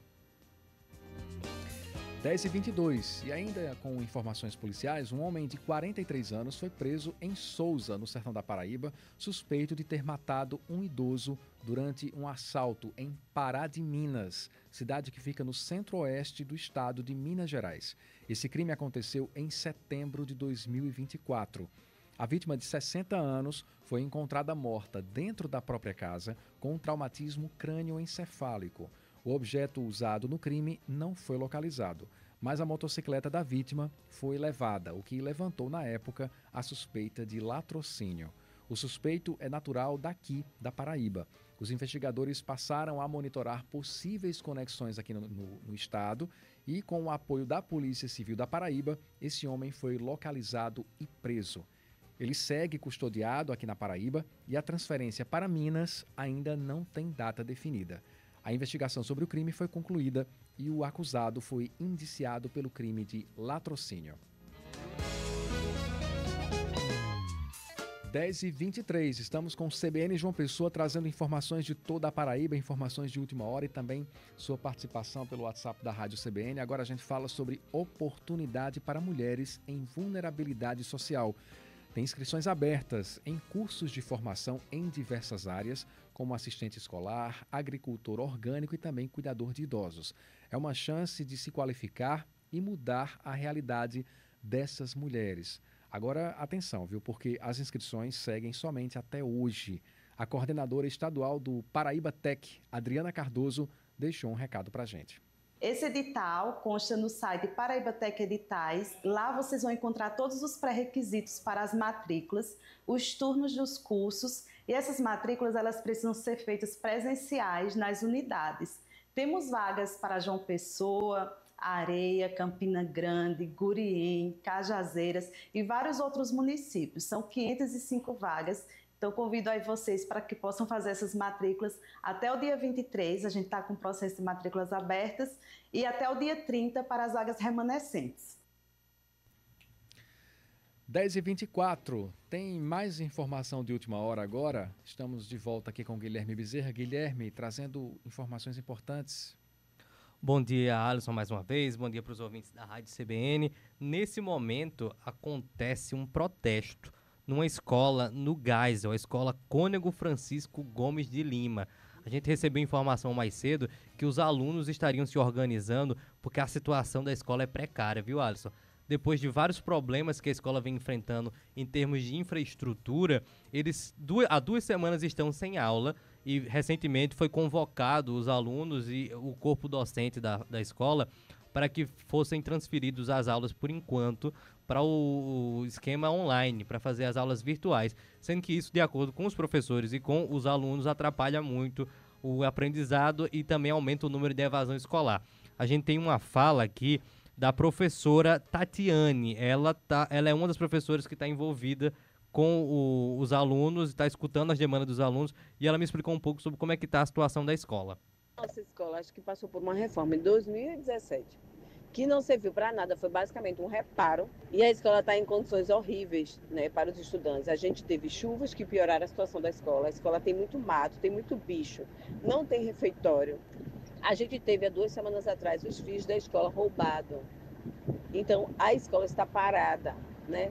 Quando chove, tem muito infiltração, chove basicamente dentro da escola. A gente já perdeu vários documentos dentro da escola, a gente perdeu impressora, a gente perdeu computadores, e a escola está lá parada sem funcionar, já tem 2 semanas.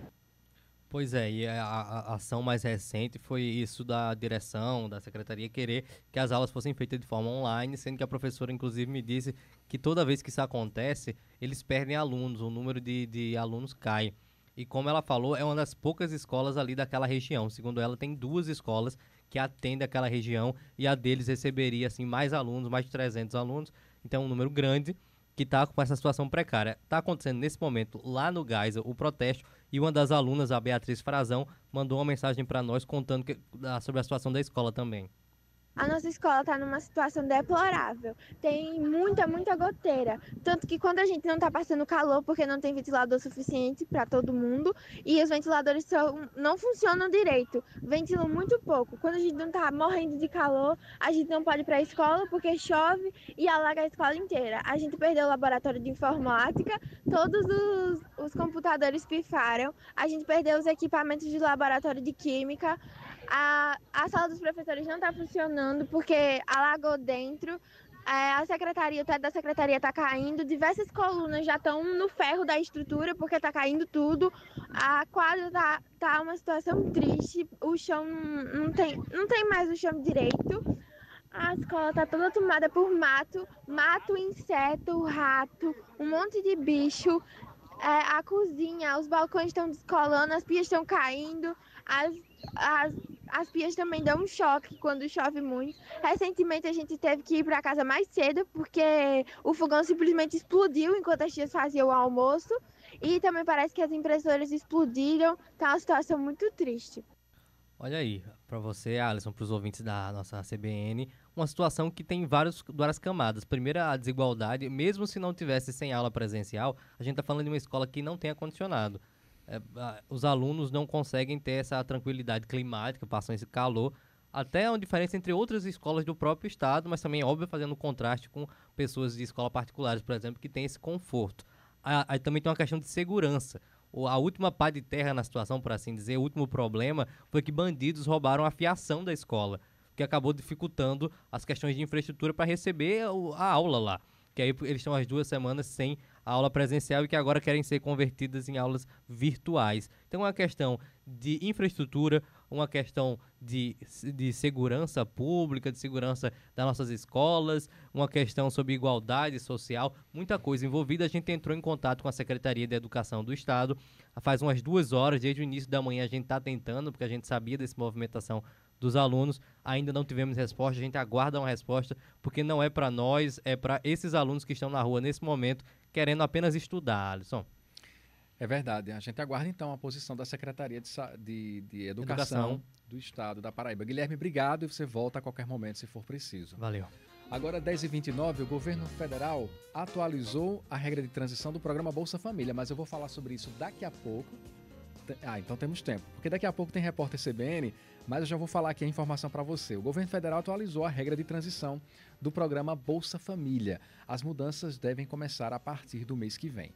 Com essa alteração, famílias que ultrapassarem o limite de renda para a entrada no programa, que é de R$ 218 por pessoa da família, poderão seguir no programa por mais 12 meses, recebendo apenas 50% do valor do benefício. Essas mudanças, como eu falei, estão previstas para começar no mês que vem. A gente conversou com a coordenadora do CAD Único de João Pessoa, Margot Galvão, que deu mais detalhes para a gente sobre essas mudanças. O valor do benefício ele não muda. O que muda é o valor máximo, porque essa regra de transição, que já existia, e hoje ele modificou alguns pontos. O valor caiu um pouquinho, que o valor máximo, já as famílias que viviam até, antes era meu salário mínimo, agora caiu para R$ 706. O governo, ele entende que, por exemplo, você uma determinada beneficiária recebia o benefício do Bolsa Família, que é famílias que vivem com até R$ 218, e aquela família, algum membro daquela família consegue um emprego. Então, ele sai daquele perfil de continuar recebendo o Bolsa Família. Né? Então, o governo ele dá uma ajuda para que a família se regularize, porque às vezes ela fica com dívidas, ela está devendo o aluguel, está devendo, para que ela regularize a sua situação financeira. Famílias que saíram da regra do Bolsa Família, do perfil do Bolsa Família, mas que vivem com até metade do salário mínimo por pessoa. Isso é automático, então assim, não precisa correr para o Bolsa Família, não precisa correr para o CRAS. Né? A regra hoje, ela está um pouco diferente. Hoje o governo ele lança mais 2 perfis. Tem esse primeiro perfil que já existia, tem o segundo perfil, que são as famílias que estão entrando na regra de proteção agora em junho e que vão receber a primeira parcela em julho. Ele tem um perfil daquelas famílias que saíram do perfil do Bolsa Família, mas que hoje passam a receber a renda per capita daquela família até R$ 706.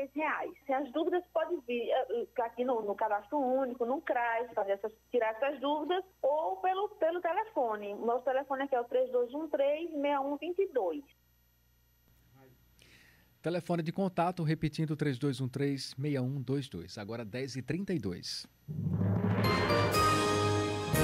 Repórter CBN.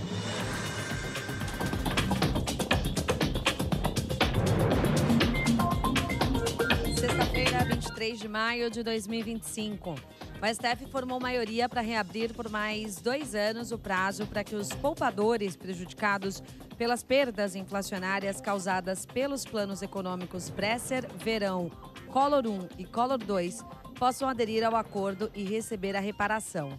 Segundo o processo, 326 mil pessoas vão dividir indenizações que somam 5 bilhões de reais. Mas, conforme estimativas, centenas de milhares de poupadores ainda podem aderir ao acordo. O relator do caso na corte, Cristiano Zanin, argumentou que a reabertura do prazo é necessária para não causar prejuízo a ninguém diante do iminente encerramento definitivo da ação. Até o momento, seguiram o entendimento dele os ministros Gilmar Mendes, Alexandre de Moraes, Flávio Dino, Carmen Lúcia, André Mendonça e Dias Toffoli. Já Edson Fachin se declarou suspeito porque já defendeu poupadores como advogado. O caso é analisado no plenário virtual. Luiz Fux, Nunes Marques e Luiz Roberto Barroso têm até às 11 horas e 59 minutos da noite de hoje para votar. O dólar comercial está em alta de 0,88%, negociado a R$ 5,71. Os investidores analisam as declarações do ministro da Fazenda, Fernando Haddad, sobre o recuo do governo e a suspensão a decisão que previu o aumento do IOF para aplicações de fundos de investimentos nacionais no exterior. Com a decisão, permanece em vigor a alíquota zero do imposto sobre operações financeiras para esse tipo de operação. O aumento do imposto chegou a ser anunciado na quinta-feira, como parte das medidas que começaram a valer na madrugada de hoje para aumentar a arrecadação e tentar cobrir um rombo nas contas públicas. Hoje, Haddad diz que o governo recuou para evitar boatos e especulações. Segundo ele, pessoas do mercado disseram que o IOF poderia gerar problemas. A Bolsa de Valores de São Paulo opera em baixa de 1,35% aos 135.424 pontos. O euro vale R$ 6,44, elevação de 1,27%. No horário de Brasília, 10h34.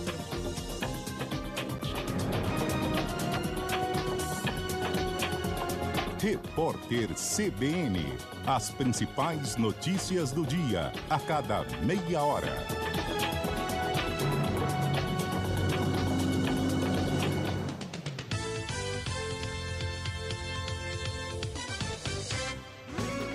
CBN João Pessoa. Oferecimento HNSN Redditor. Precisão no cuidar. Quando você mais precisa, o cuidado não pode falhar. No Hospital Nossa Senhora das Neves, unimos a mais alta tecnologia com o carinho de quem cuida de verdade. Aqui, a inovação anda de mãos dadas com o cuidado. Agora, com a cirurgia robótica da Vinci, tecnologia que transforma vidas. Cuidado que acolhe. Saiba mais. Agende sua consulta no HNSN 83-3565-9000.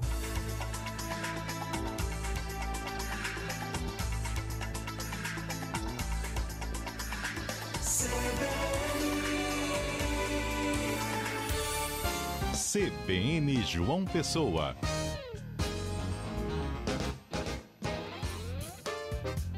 Agora 10 horas e 36 minutos, de volta com CBN João Pessoa, trazendo as notícias do dia, né? Hoje, sexta-feira, dia 23 de maio.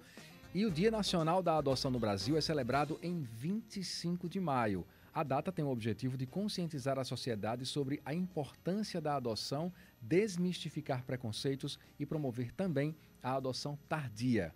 Aqui na Paraíba se destaca, né, uma campanha em prol da adoção tardia.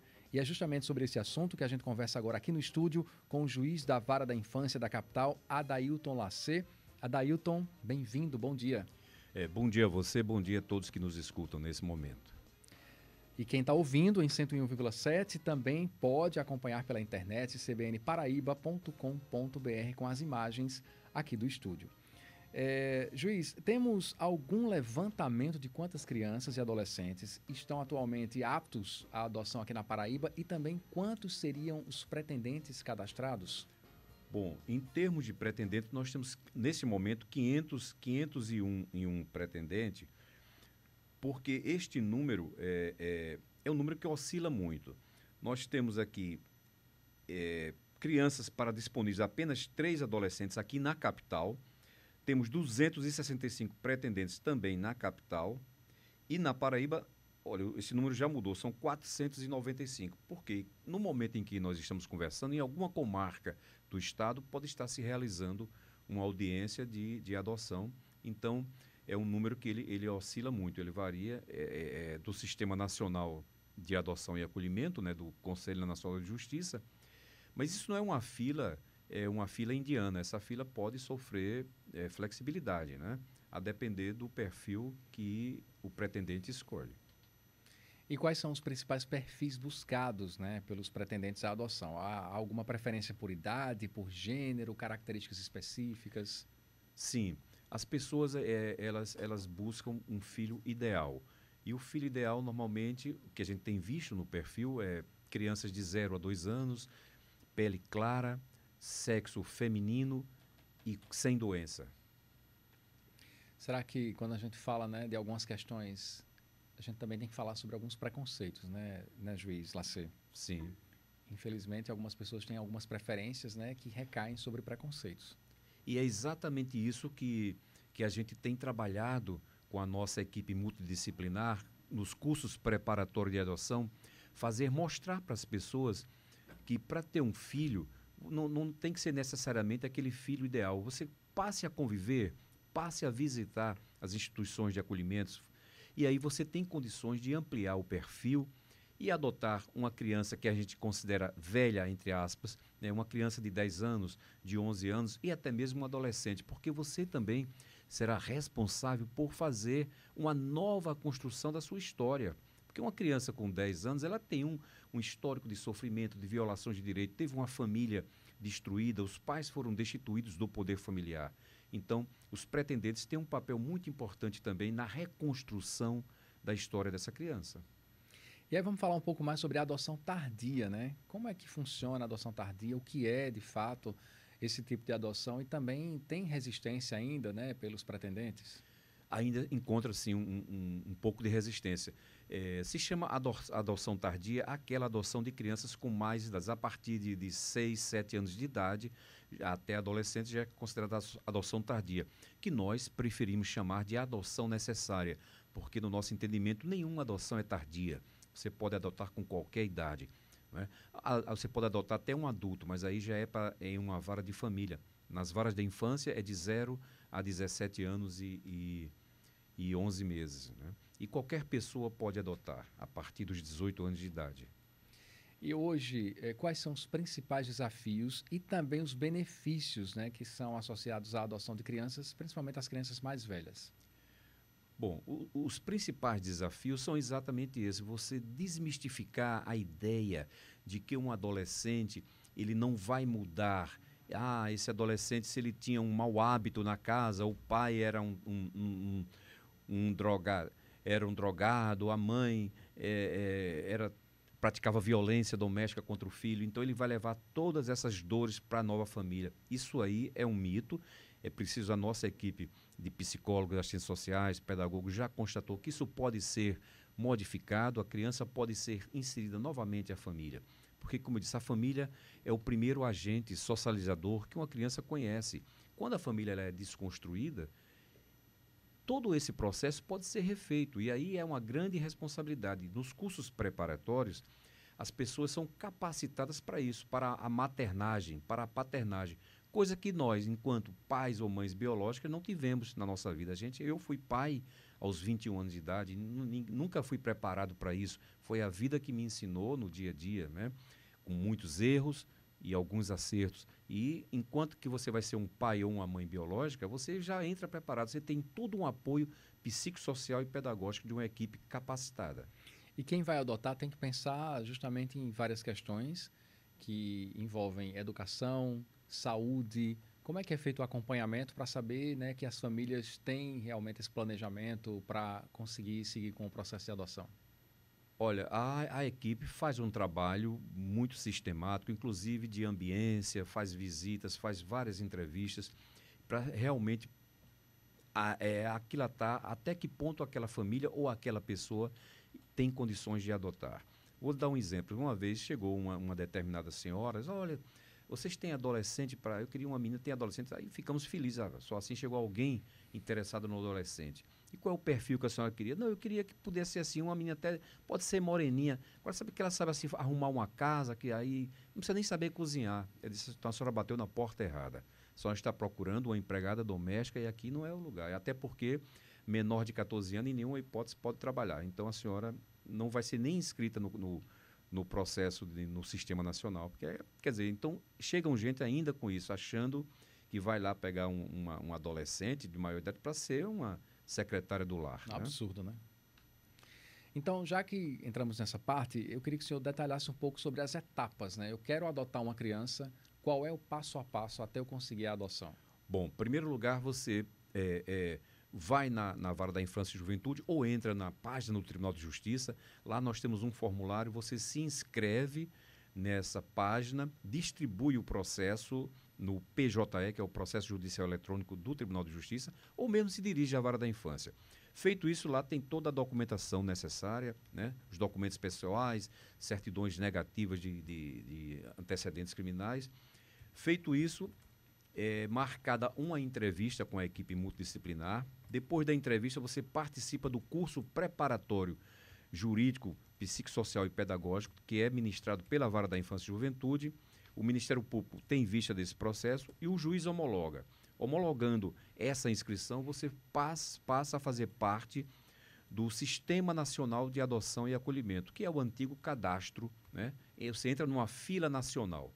Agora, essa fila é nacional, mas você pode optar por adotar uma criança de João Pessoa, de qualquer outra cidade da Paraíba ou de qualquer cidade do Brasil. Quer dizer, a maioria das pessoas optam pela cidade onde ela mora, até porque quando a criança aparecer, vai ser necessário um estágio de convivência por até 90 dias e você tem que estar na cidade. Então, exemplo, se você vai adotar uma criança lá de Manaus, você tem que se deslocar para Manaus, vai viver no mínimo 90 dias em Manaus. Por isso que a maioria das pessoas optam pela sua própria cidade. Quanto tempo dura todo esse processo, mais ou menos? Olha, o Estatuto da Criança e do Adolescente nos concede um prazo de 120 dias. Para a habilitação, são 120 dias também para o processo de instituição do poder familiar e 120 dias para o processo de adoção. Valendo esclarecer que esse prazo ele pode ser encurtado ou elastecido a depender da situação do caso concreto. Por exemplo, numa adoção os pais biológicos estão morando em lugar incerto e não sabido, eles serão citados por edital. Depois do prazo do edital, o juiz nomeia curador especial da Defensoria Pública, tem o prazo para a defesa. Então, às vezes, ultrapassa esses 120 dias. Mas, em média, a gente sempre conclui dentro desse prazo.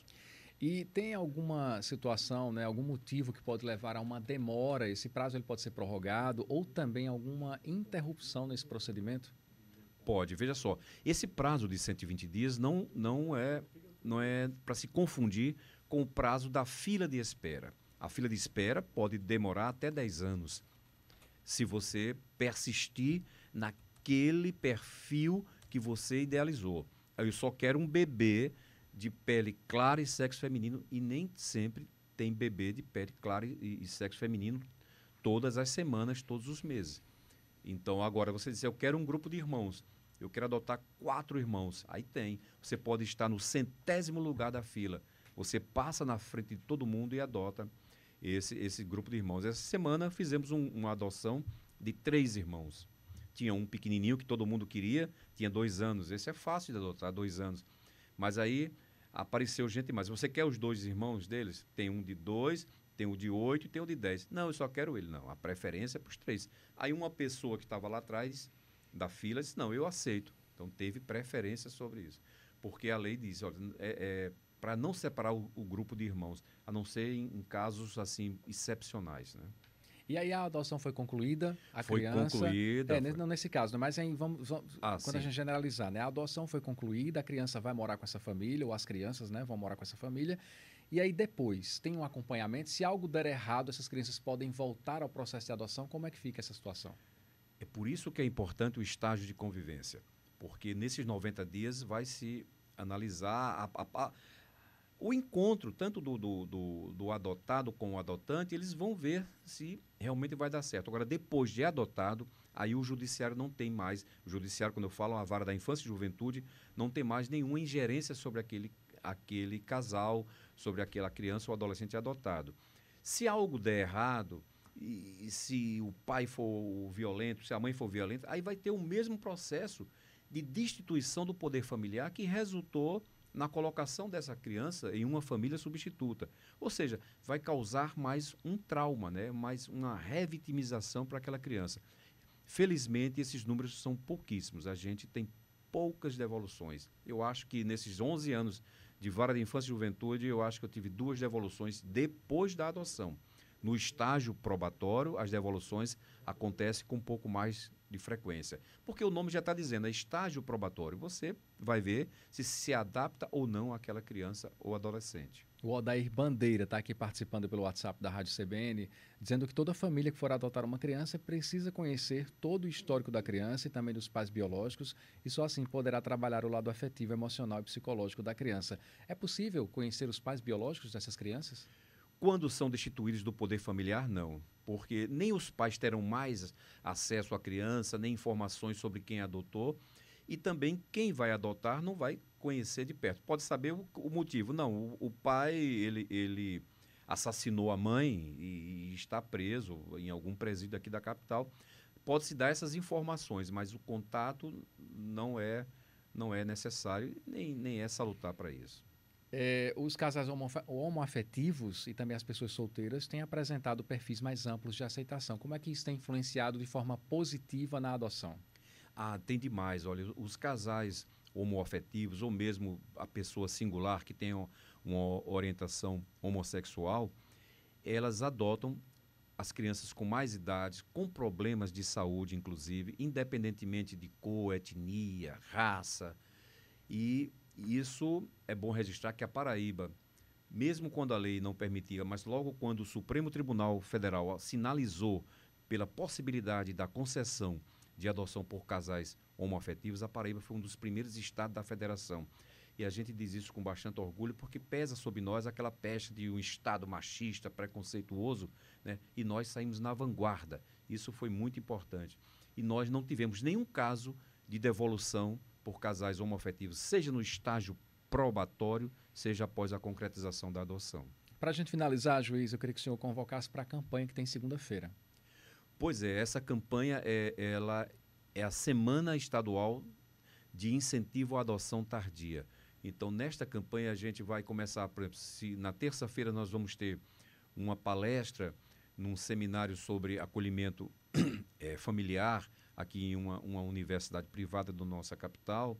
E vamos ter também as campanhas através dos meios de comunicação, esclarecendo a população e mostrando o quanto é importante você também ter uma visão mais ampliada sobre a adoção e não focar apenas em bebês, né? Porque as pessoas acham que o bebê, por não ter a memória afetiva já sedimentada, é mais fácil. Mas tem um detalhe, você precisa, ao longo da criação, contar para ele a história. Você não pode omitir dizer que ele não foi filho adotado, né? Porque é um direito, o ECA diz isso, é a obrigação dos pais contar. Uma criança com mais idade, você já não precisa mais contar isso, porque ela já sabe da história dela. Então tem essa facilidade. E a gente está trabalhando nesse incentivo para que as pessoas ampliem o perfil e a nossa fila ande com mais rapidez. Conversamos com o juiz da Vara da Infância da Capital, Adailton Lacer. Adailton, muito obrigado. Eu que agradeço a oportunidade.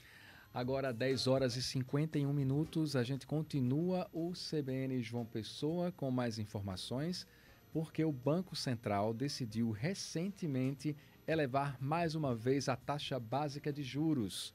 Mas qual é a função dessa taxa e qual é o objetivo da taxa Selic? Guilherme Bezerra está aqui no estúdio, vai voltar a falar sobre economia. Guilherme, é com você. Bom dia mais uma vez, Alisson. É isso aí que você acabou de falar. O Comitê de Política Monetária, que é o Copom do Banco Central, elevou a taxa Selic, que é a conhecida como a taxa de juros, e ela vai ficar a 14,75% ao ano. Quando a gente fala sobre essas questões econômicas, com esses nomes difíceis e expressões do Banco Central, pode parecer distante, mas eu tenho um relato de uma pessoa que prefere não se identificar, mas a situação dela é identificável por muita gente no Brasil, viu? Infelizmente, eu não consegui pagar a fatura do meu cartão de crédito e quando o mês virou, eu me surpreendi com os juros abusivos que o cartão aplicou. Eu fiquei sem entender como que veio um valor tão alto. Então, eu contatei a central do banco e eles me explicaram melhor, mas mesmo assim eu fiquei sem saber o que fazer, mesmo renegociando, tentando renegociar a dívida, os juros continuam altíssimos, então a minha fatura, que era um valor, veio o dobro para poder pagar. E eu fiquei desnorteada, sem saber como eu ia resolver essa situação. E por isso, para tentar entender melhor como é que funciona esses juros na vida das pessoas e qual é a função dele, a gente conversou com um professor de economia e economista, Éric Figueiredo, que ele falou um pouco sobre por que esses juros poderiam estar tão alto. São vários fatores, né? Eu enumero o principal deles, que é a evolução do gasto público no Brasil. Para isso, a gente precisa entender como as coisas funcionam. O Brasil já possui uma dívida muito elevada, na casa de 76%, e o mercado precifica que no futuro, aí nos próximos 2 anos, ela pode ultrapassar 85% do nosso PIB. Para resolver o problema da dívida, o governo tem 2 soluções. A primeira, que é a que ele está adotando fortemente, que é o do aumento de impostos. A segunda, que é a mais prudente, o caminho que deveria ser seguido, é o de corte de gastos. E essa taxa, ela tem um motivo para existir, ela tem uma função que ela deve ser cumprida, inclusive uma função importante. É isso que o professor continua explicando. Uma das políticas do Banco Central é a de bandas de variação da inflação. Então a inflação ela tem que se manter ali na sua meta. A meta, você tem o centro da meta e você tem o teto e o piso da meta. O ano passado, a nossa inflação já estourou o teto da meta. Então, quando você aumenta a taxa de juros, você está buscando desestimular o consumo. Então, as pessoas vão consumir menos, vão ter menos acesso a crédito, e isso vai desacelerar a escalada de preços. Então, a função do Banco Central é, com base não só nessa variável de inflação, ele leva em consideração a dinâmica econômica, do PIB, geração de emprego, ele tenta calibrar a taxa de juros de modo a manter a inflação dentro da sua banda de variação. E como a gente começou essa reportagem falando, Alisson, as consequências desse aumento e da aplicação dessa taxa, que tem um motivo assim importante para ser usado, mas afeta muitas pessoas, tem um impacto tanto para os empresários quanto para as pessoas normais do dia a dia, é o que ele fala nessa última pergunta que eu fiz para o professor. O governo executivo, ele tem um caminho, é conter o gasto público. Mas não é isso que vem acontecendo. Tem vários caminhos que interferem a vida do cidadão, né? Imagina um empresário que vai abrir um negócio e está captando dinheiro no mercado a 15% ao ano. Então ele tem que investir, digamos, R$1 milhão e tem que ter um retorno em um ano superior a 15%, porque senão o negócio não vai para frente, ele ainda tem que ter lucro. A segunda coisa é aquela pessoa que porventura precise de um empréstimo pessoal. Os empréstimos vão ficar muito mais caros. Se você quer financiar um imóvel, vai ficar muito mais caro, um carro. Então, na verdade, você vai encarecendo a vida de todas as pessoas. Isso vai impactar na inflação, isso vai impactar na perda não só de geração de emprego, mas a perda de poder de compra. Então, é um círculo vicioso que o Brasil precisa encarar de frente. Pois é, Alisson. Por mais que essas expressões, esses conceitos econômicos pareçam distantes, a gente viu que as consequências são reais e palpáveis para o pessoal que está ouvindo a gente, o pessoal comum do dia a dia. Obrigado, Guilherme. Agora 10h56. Momento do Esporte, com Juliana Bandeira. Juliana Bandeira já está aqui e vai contar tudo o que acontece no esporte da Paraíba. O fim de semana será de bola rolando, hein, Ju? Começando pelo Botafogo. Bom dia. Bom dia, Alisson. Bom dia, Lu. Bom dia também para você que nos acompanha no CBN João Pessoa. Teremos, então, os 3 clubes paraibanos que estão no Campeonato Brasileiro, né? Claro, aí em diferentes séries. Em campo, nesse fim de semana, vou começar, como você pediu aí, pelo Botafogo, que voltou, na verdade, chegou ontem, finalzinho da tarde do Rio de Janeiro, né? Havia um treino previsto ontem ainda para o elenco do Botafogo, mas por motivos óbvios foi cancelado. Hoje, então, é a reapresentação do elenco lá no CT da Maravilha do Contorno, com direito à coletiva de imprensa com o atacante Rodrigo Alves, né? O também chamado Pelezinho, que marcou um golaço, um dos 2 gols do Botafogo diante do Flamengo, né? Na eliminação lá da Copa do Brasil, no placar de 4 para o Flamengo, 2 para o Botafogo. O Pelezinho marcou um desses 2 gols e vai falar hoje com a imprensa, já pensando aí na preparação, né, para encarar o próximo duelo do Botafogo, que já é nesse domingo, e aí todas as fichas voltadas para a Série C.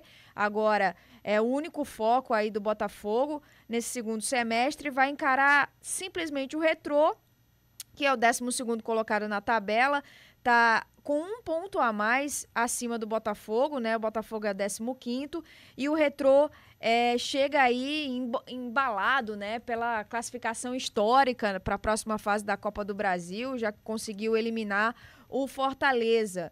E essa partida tem transmissão aqui pela CBN, tá? Vai ser domingo, a bola rola domingo a partir das 3 horas da tarde, muito por conta da questão da iluminação do Almeidão, tá? Como a nova iluminação ainda não terminou de ser instalada, então esse jogo foi alterado para a parte da tarde, para que não haja necessidade de ligar ali os refletores, enfim. Então, esse jogo começa a ser já transmitido pela CBN a partir da 1h da tarde no domingo, com a qualidade, com a nossa equipe aqui na CBN, que você já conhece, 101.7, ou também pela internet cbnparaíba.com.br. E na Série D tem 13 e Souza também em campo, né? Começando pelo 13. Isso. Também em campo, dessa vez pela Série D e pela 6ª rodada da 4ª divisão do Campeonato Brasileiro, né? O 13 vem de 3 vitórias consecutivas, está embalado. Tem aí, na figura do Marcelo Vilar, muita experiência, né? No comando do elenco, que não deve contar com o Dione, e o próprio Marcelo Vilar já meio que afirmou, né? Afirmou que deve ir com o mesmo elenco que enfrentou o Ferroviário, tá? Então, nenhuma grande mudança deve acontecer no jogo contra o Santa Cruz de Natal, que acontece já amanhã, 3 horas da tarde, no Nazarenão, tá? E o elenco do 13, inclusive, já está em Natal, deve treinar ainda hoje no CT do ABC, já pensando nessa partida contra o Santa Cruz de Natal, que é o lanterna do campeonato. Lembrando que o 13 é o 3º colocado no grupo 3. E o Souza que vai jogar em casa, não é isso? Isso, o Souza vai enfrentar o Santa Cruz, agora é outro Santa Cruz de Pernambuco, que, para piorar um pouco a situação aí, é o atual líder do grupo 3, né? Líder isolado do grupo 3, o Santa Cruz. O Souza recebe o Santa Cruz no Marizão a partir das 4h30 da tarde do domingo, tá? E o Souza vem aí de um período essa semana do anúncio da saída do gerente de futebol, também algumas pessoas da comunicação saíram, enfim. Então a gente fica na expectativa de que o Souza consiga voltar a vencer, já que vem de derrota jogando fora de casa. Gil Bandeira, muito obrigado pelas informações e até a próxima. Valeu, gente. Bom fim de semana para todo mundo. 11 em ponto.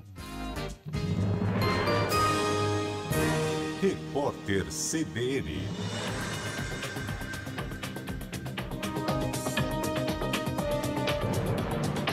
Sexta-feira, 23 de maio de 2025.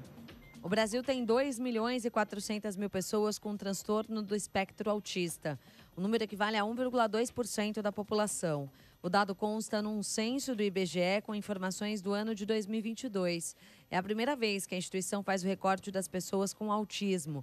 São 1.400.000 homens e 1 milhão de mulheres. De acordo com o levantamento, o país tem 14.400.000 pessoas com deficiência. O contingente corresponde a 7,3% da população com 2 anos ou mais. A Receita Federal abriu hoje a consulta ao primeiro lote de restituição do Imposto de Renda de 2025.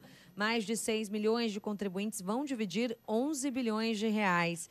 É o valor mais elevado pago em um lote. As pessoas podem acessar o site do Fisco para saber se foram contempladas. Também é possível consultar o aplicativo da Receita para tablets e smartphones. O dinheiro deve cair na conta dos contribuintes na sexta-feira da semana que vem. Quase 19% das mulheres e 14,8% dos homens do mundo todo sofreram violência sexual antes dos 18 anos. A informação faz parte de uma pesquisa publicada na revista The Lancet.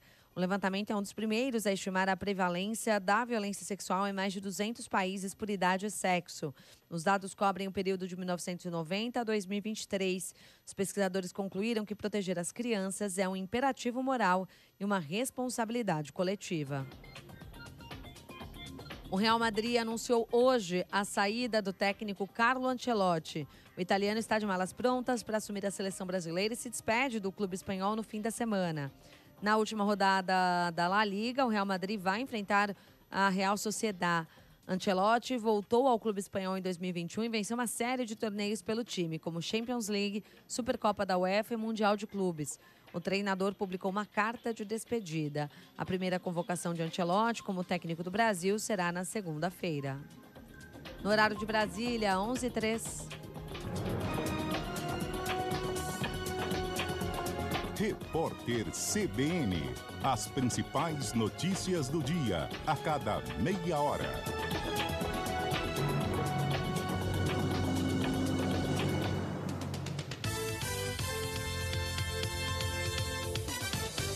Esta última meia hora do CBN João Pessoa teve o oferecimento de HNSN Redditor. Precisão no cuidar. De segunda a sexta, na CBN João Pessoa, você fica sabendo as notícias do esporte a partir das 14h, no CBN Esporte Clube. Os destaques do nosso futebol e a análise do que acontece em campo, nas quadras e nas pistas, por quem entende do assunto. CBN João Pessoa, pode ligar que aqui tem jogo. CBN João Pessoa. Oferecimento HNSN Redditor. Precisão no cuidar.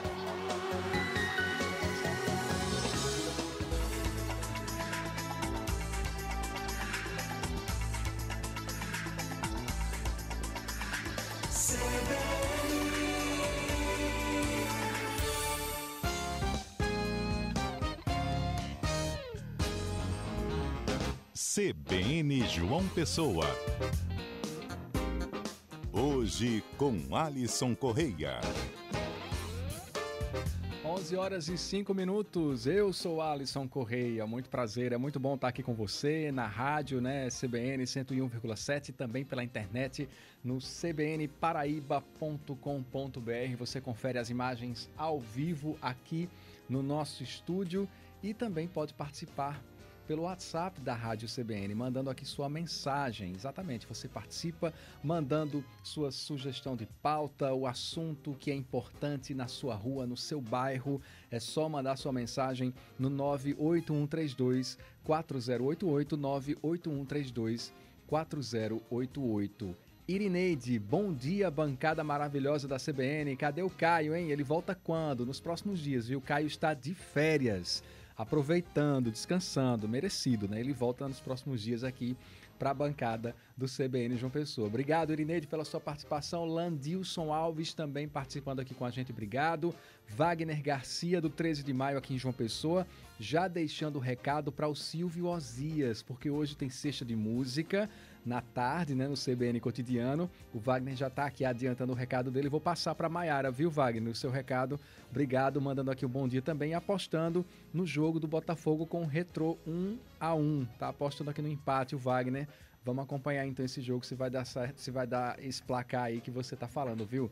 Obrigado pela participação. Agora 11h06. Giro de notícias. Tem exposição no Espaço Cultural aqui em João Pessoa. É a exposição do Caminho das Pedras a um Lugar Singular, na Galeria de Arte Arquide Picado. A exposição é assinada por Sami Sá e com curadoria de Diógenes Chaves. As obras mesclam técnicas que utilizam giz cera, tinta da terra em papel sulfite, pintura com tinta da terra sobre pedras, além de poesia escrita sobre tecido. O público pode apreciar a exposição do Caminho das Pedras a um Lugar Singular até o dia 27 de junho. As visitações ocorrem de segunda a sexta-feira, das 8 da manhã ao meio-dia e de 1 da tarde até as 9 da noite. Nos fins de semana e feriados, das 10 da manhã até as 4 da tarde. E o projeto musical Sol Maior de hoje traz uma mistura de ritmos com choro, valsa, baião e bossa nova. O bandolinista Roberto do Vale e o violinista Israel Sete Cordas farão um duo e prometem uma apresentação bem eclética. O evento é realizado pela Fundação Cultural de João Pessoa, a Funjop, e começa às 16h no Hotel Globo, que fica no centro histórico da capital e segue até o pôr do sol. E depois de trazer alguns dos assuntos para o fim de semana, né, para você aproveitar, a gente fala agora sobre divórcio. É um assunto que não é muito confortável para muita gente, mas que é necessário, né? O divórcio é um procedimento legal que tem como finalidade encerrar o vínculo matrimonial entre duas pessoas. Eita, que dor, hein? Terminando em definitivo com o casamento. Me perdoe se eu toquei em alguma ferida, viu? Esse processo pode apresentar uma série de particularidades envolvendo não somente questões patrimoniais, mas também emocionais e afetivas. E todo o processo também exige um custo financeiro. Guilherme Bezerra é quem traz essas informações pra gente. Bem-vindo de volta, Guilherme. Oi, Alisson. O divórcio é uma questão, como você falou, que pode tocar nesse lugar das pessoas, porque ele tem uma questão jurídica, uma questão financeira, que é também uma questão, obviamente, emocional, né? Você está falando de uma relação que se finda na vida das pessoas, e você tem a questão religiosa para muitas pessoas, porque o casamento, para muita gente, é feito tanto no civil quanto no religioso. A gente está falando sobre esse assunto porque o número de divórcio aumentou na Paraíba. Saiu recentemente um recorte do IBGE falando que de 2023 para 2024 aumentou 16,5% o número de divórcios registrados aqui no nosso estado, e esse seria o maior valor desde 2014. Então os paraibanos estão se divorciando mais, pelo que apontam as estatísticas, e a gente foi atrás primeiro de entender o lado jurídico, que é o que contempla a maioria das pessoas, né, que casa no civil. Eu conversei com o advogado que trabalha na área civil, Tiago Cavalcante, e ele me contou como é que funciona esse processo de divórcio, como é que pode ser feito. Continuam tendo as espécies do divórcio litigioso e o divórcio consensual. O divórcio consensual é aquele que ambas as partes estão de acordo, entram só na justiça para pedir a homologação do juiz e levar até o cartório para tirar a nova certidão de casamento com a averbação de divórcio. Ele demora aí em torno de uns 5 a 6 meses. O divórcio litigioso é aquele em que as partes elas estão ali em conflito, tem uma discussão ali de bens ou então de guarda compartilhada das crianças. Desde 2007 existe a possibilidade de o cartório, né, o cartório onde foi realizado o casamento, ele fazer também o divórcio. E quando a gente fala de divórcio e do lado jurídico do divórcio, principalmente, a gente fala sobre dinheiro. As pessoas querem saber os valores das coisas. E a primeira coisa que se pensa, que é uma mentalidade, inclusive, que vem de outros tempos, que é a questão da pensão que um cônjuge deveria dar para o outro. Eu perguntei para o advogado Tiago como é que está essa questão. O cônjuge ele é obrigado a dar uma pensão? Como é que funciona?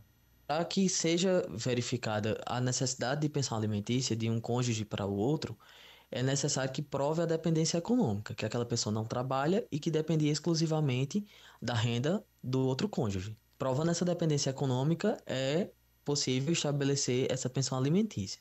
Hoje em dia, para provar essa dependência econômica e a necessidade da pensão alimentícia, ela tem sido mais pela via judicial. Porém, são pouquíssimos casos em que acontece isso, né? Hoje em dia, é muito mais difícil de um cônjuge depender exclusivamente do outro.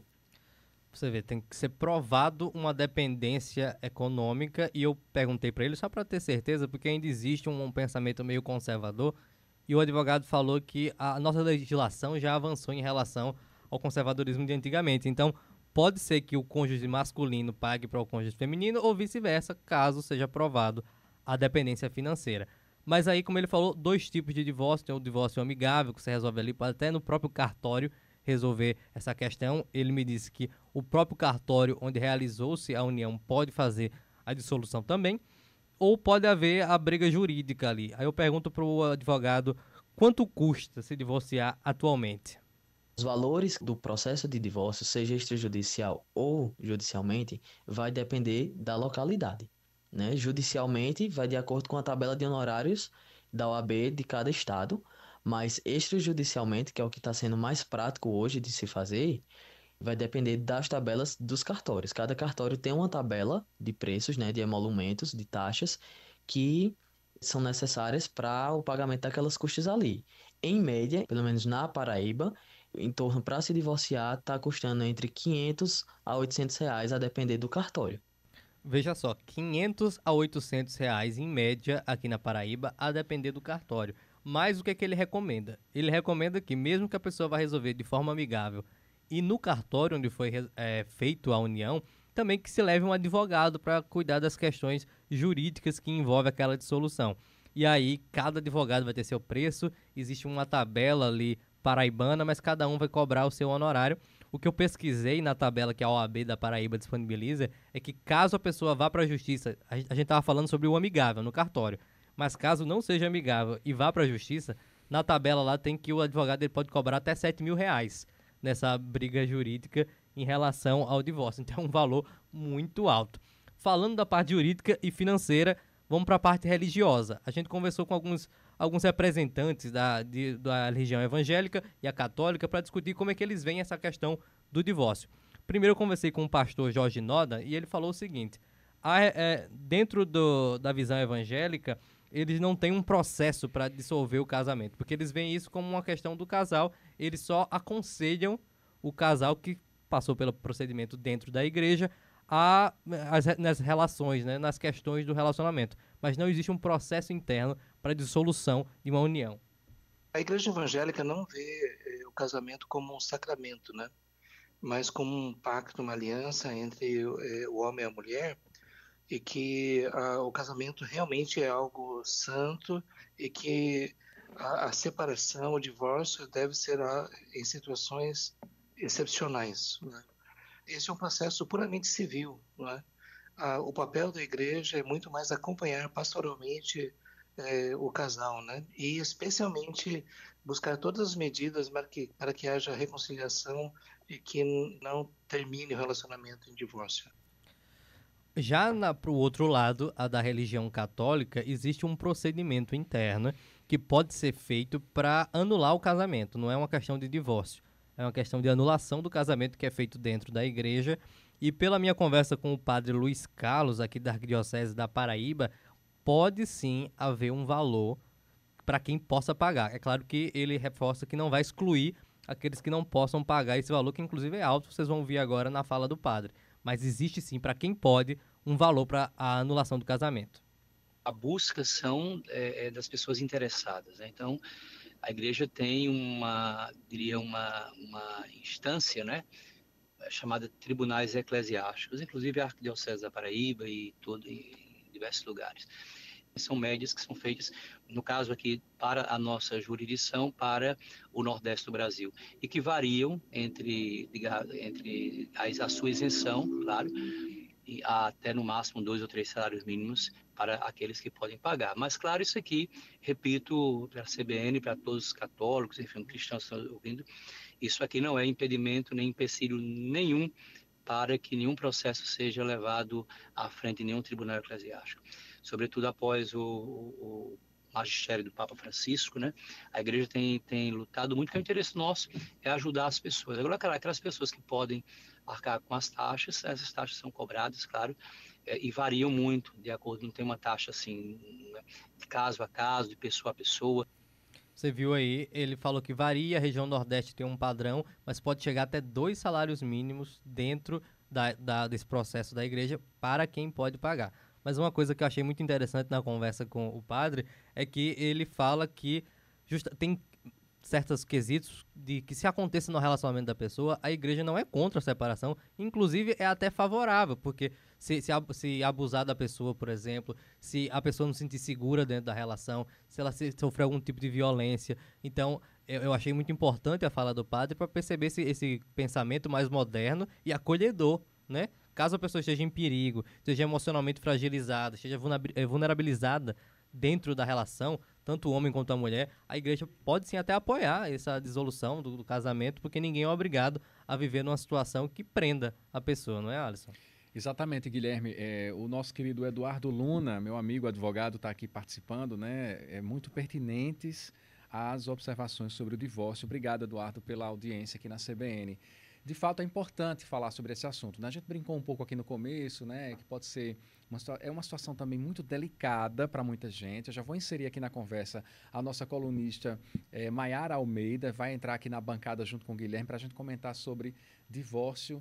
Maiara, a gente viu que tem custos, né? E não são só financeiros. Envolve a questão emocional, psicológica e até a questão religiosa. Mas isso não pode ser pretexto para que duas pessoas que não querem mais conviver juntas, né, sejam obrigadas a permanecer ali naquela realidade. Bom dia. Bom dia a todos, exatamente. A gente precisa, assim como o Guilherme acabou de falar, né?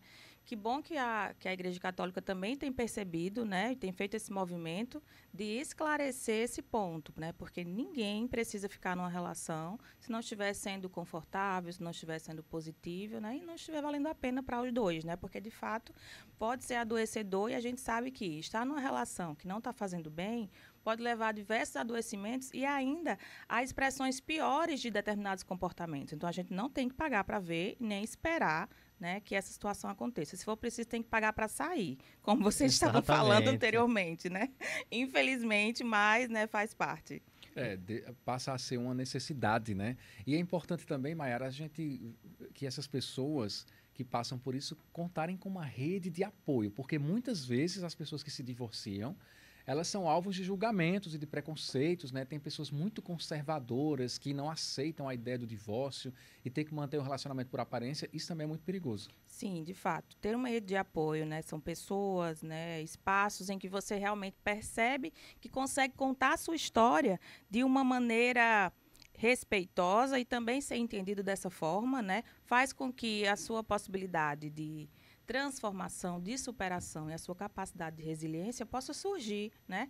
Cada um vai contando também como que passou, os perrengues, às vezes até colocar um pouco de humor nessa situação, Sim. Porque, veja, o humor não desconsidera a dor, mas coloca uma ponte no caminho que faz com que você se distancie um pouco, tome um respiro e consiga olhar para as situações de uma maneira mais leve, dentro do possível, para atravessar com uma possibilidade de força e coragem necessária, né? Porque a gente sabe que muitas situações de divórcio são tensas, são densas, são pesadas, às vezes envolve filhos, ou mesmo quando não envolve, tem outras coisas entre o casal, como questões financeiras, né? Que torna mais quente a situação. Então, é preciso, sim, contar com o apoio, né, das pessoas que realmente você pode confiar para ajudar a atravessar esse momento. São várias camadas, né? Isso. Porque a gente falou aqui sobre toda relação, quando termina, dói, é doloroso, é um processo. Mas a gente falou aqui sobre um processo que pode chegar até R$7.000 só da parte do advogado. Isso. E se chegar ao ponto de ter que envolver um advogado pro litigioso, é porque não houve um acordo amigável. Isso. Então você vai terminar o seu relacionamento na justiça. E na religião, por mais que o padre esteja falando que a igreja está aceitando e acolhe, talvez até como o Alisson falou, as pessoas ao redor não estejam aceitando. Então, são várias camadas, né, Maiara? Isso mesmo. Por isso a importância dessa rede de apoio, né? Que são as pessoas que estão compreendendo todas, ou pelo menos a maioria dessas camadas, né? Porque quem está vivendo está dentro dessas camadas, né? Faz parte dessas camadas, então está sentindo todas as dores de todos os aspectos. Então, ter com quem contar alivia esse peso, né? E é uma ajuda para atravessar esse processo. E, às vezes, a separação ela acontece, não são os dois que querem. Em alguns casos, né, ou em muitos dos casos, apenas um dos dois quer a separação. E aí como é que fica isso, hein, Maiara? Como é que se entra num acordo, numa conversa que, claro, vai acabar na justiça de alguma forma nessa situação, mas a questão psicológica em torno disso? Sim. Quando a gente fala numa rede de apoio, né, familiares, amigos ou pessoas que facilitem, né, essa compreensão e apoio, seja da parte que deseja ou da outra também, que não quer a separação, mas é preciso também acrescentar que, na grande maioria dos casos, uma ajuda profissional vai ser indispensável, né? Tanto uma ajuda psicológica para organizar as emoções e manter essa estabilidade, quanto muitas vezes uma ajuda psiquiátrica, porque às vezes a pessoa não dorme bem, perde o apetite, afeta as habilidades profissionais e sociais. Então, veja, como você falou, novas camadas. Então, é sobre muita coisa. Então, a ajuda profissional também precisa ser considerada nesses pontos para que a pessoa possa se restabelecer, né, trabalhar esse processo de resiliência e começar a compreender que a separação pode trazer benefícios, né? Que a vida de solteiro, após uma separação, pode ser considerado como algo positivo. E dentro do processo, sem fazer essa retirada estratégica para observar de fora, não se consegue perceber isso. Então, com a ajuda profissional, a gente traz esses pontos também para a pessoa conseguir se refazer. É importante que haja, né, um planejamento até para o divórcio. Pois é. Não só brigas ou desentendimentos, né? Tem toda a questão emocional que é muito sofrido. Às vezes não é o casal que quer isso, né, com unanimidade, mas vai exigir um planejamento, né, Mayara? Tem que separar o dinheiro, tem que buscar o advogado, tem que também cuidar da saúde emocional, psicológica, vai ter que buscar um psicólogo se precisar.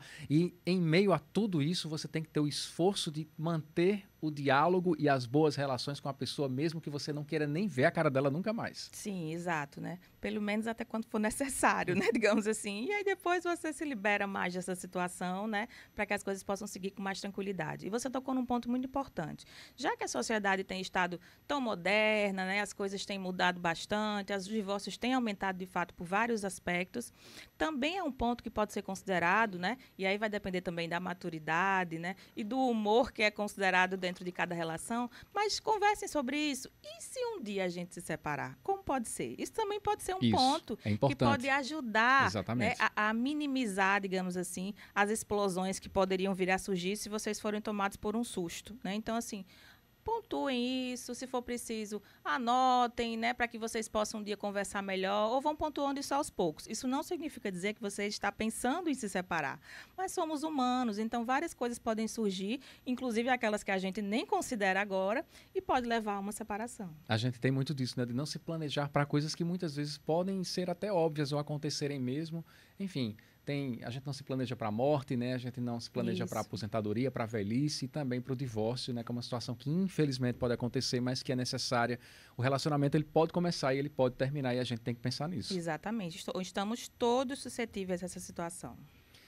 Eu vou agradecer aqui agora para o Guilherme Bezerra, que trouxe a pauta para a gente. Guilherme, muito obrigado. Valeu, até a próxima. Alisson. Agora 11h24. Divã CBN, com Mayara Almeida.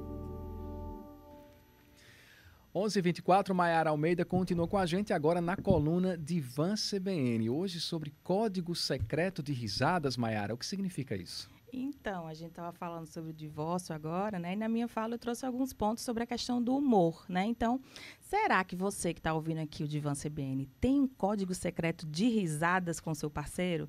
Sabe? Aquelas piadas engraçadas que só vocês dois entendem, ou aquele jeitinho de lidar com as situações que traz leveza, que facilita superar os momentos mais desafiadores, mas também ficando atentos que brincadeira tem limite. E esse limite é onde começa o desconforto do outro, né? Precisa aprender e respeitar também. Então, como é que esses códigos podem ser desenvolvidos, né? O que é que eles podem indicar no casal? Então, é importante perceber se o seu humor é compatível com o do seu parceiro. Olha só que interessante, como é que a gente faz isso, né? Percebendo o que é que faz o outro rir, quais são as coisas que o parceiro ou parceira acham engraçados, né? Então, coloquem um filme de humor, coloquem pegadinhas, percebam quais são os memes que faz o outro rir e também perceba se o que o outro faz você rir também é engraçado, ou o que faz o outro rir também é engraçado para você. Então, é assim que você vai percebendo. A mesma coisa que traz graça para ele, traz graça para mim ou não. E isso precisa ser comunicado, né? Porque muitas vezes o outro vai fazer uma brincadeira, né, com o parceiro e o parceiro ou parceira não gosta. Então, aí já começa uma briga, uma DR, né? Então, é preciso que a gente perceba e entenda também o que é brincadeira para o outro, mas compreendendo que o humor, sim, traz essa leveza necessária para uma relação. Inclusive, as relações mais duradouras nos trazem a informação de que é o humor, ou é a partir do humor, que elas criam uma estrutura para fazer durar. Então, isso pode indicar, de alguma forma, né, a importância de uma comunicação que gere mais afinidade no casal. Exatamente, né? A partir dessas levezas, brincadeiras, piadas internas ou externas, mas respeitosas, né? E vejam que não é sobre ultrapassar o limite do outro, como eu falei há pouco, né? Mas é brincar de uma forma que seja de fato divertido e entendido como humor. Isso faz com que a relação ela desenvolva uma cumplicidade maior, né? Porque, veja, você entender uma piada interna é algo muito profundo e subjetivo, é delicado, extremamente bonito, né? Não é todo mundo que consegue, mas vem aqui, né, a dica importante. É possível desenvolver isso, né? Se vocês estão numa relação, tem vários aspectos positivos, mas tem esse ponto que vocês ainda não desenvolveram, é possível sim, né? Como eu falei, através de mostrar para o outro aquilo que lhe interessa, o que faz você rir, e aí, consequentemente, o outro começa a incorporar, né, nas estratégias de brincadeiras e risadas aquilo que faz você, né, seu parceiro ou parceira, também ser atravessado pelo humor. O Henrique Júnior está participando aqui, mandando mensagem, né? Bom dia com alegria. Eu e minha esposa temos códigos até de olhares. E aí, caímos na gargalhada facilmente. Henrique, obrigado pela participação. É isso, né? Exatamente isso que a gente está falando, né, Mayara? O Henrique traduziu muito bem, né? Os códigos secretos, eles não necessariamente são através de palavras, né? E do humor, através de palavras, mas também de gestos, de olhares, né? De sorrisos, né? Então, faz com que o casal se torne cada vez mais próximo, né? Porque tem algo ali que só os dois sabem, né? E essa cumplicidade importa muito. O Jorge também está mandando mensagem. Senso de humor é indicativo de sensualidade e inteligência.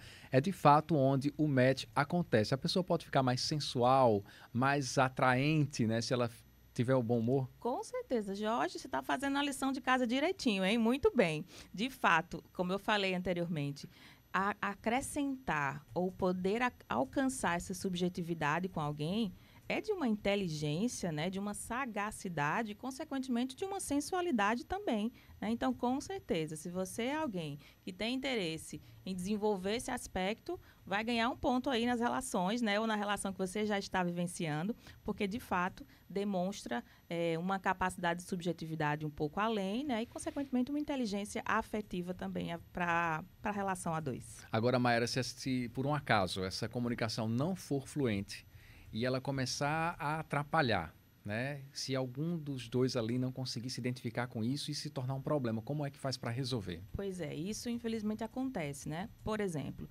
principalmente em situações sociais externas, onde uma das partes faz uma suposta brincadeira, entre aspas, né, com o outro, e isso não pega bem. Né? Então, como é que lida com isso? É preciso ter uma conversa, né? Pontuar que aquilo ali foi um limite, que aquilo ali não foi uma brincadeira, porque só se torna brincadeira quando as duas partes se divertem, né? Duas no mínimo, né? E aí em diante. Então, é preciso aprender a pontuar esses limites e a parte que fez isso, ou que causou esse desconforto, precisa se desculpar genuinamente, né? Para realmente demonstrar que não teve a intenção, né, e realmente se comprometer a não fazer novamente, que é exatamente isso que proporciona uma reparação completa, né? Não adianta também só falar e não colocar em prática. Também não adianta um ter esse senso de humor, o outro não ter e fingir que tem apenas para agradar o outro, né, Mayara? Também não dá certo. Sim, você tocou num ponto muito importante, porque a gente está falando aqui dessa importância, mas às vezes tem uma pessoa da relação que é mais séria, né? Então isso precisa ser entendido, percebido e respeitado também, para a saúde da relação. 11h31, muito obrigado, Mayara Almeida, e até a próxima. Obrigada. Repórter CBN agora. Repórter CBN.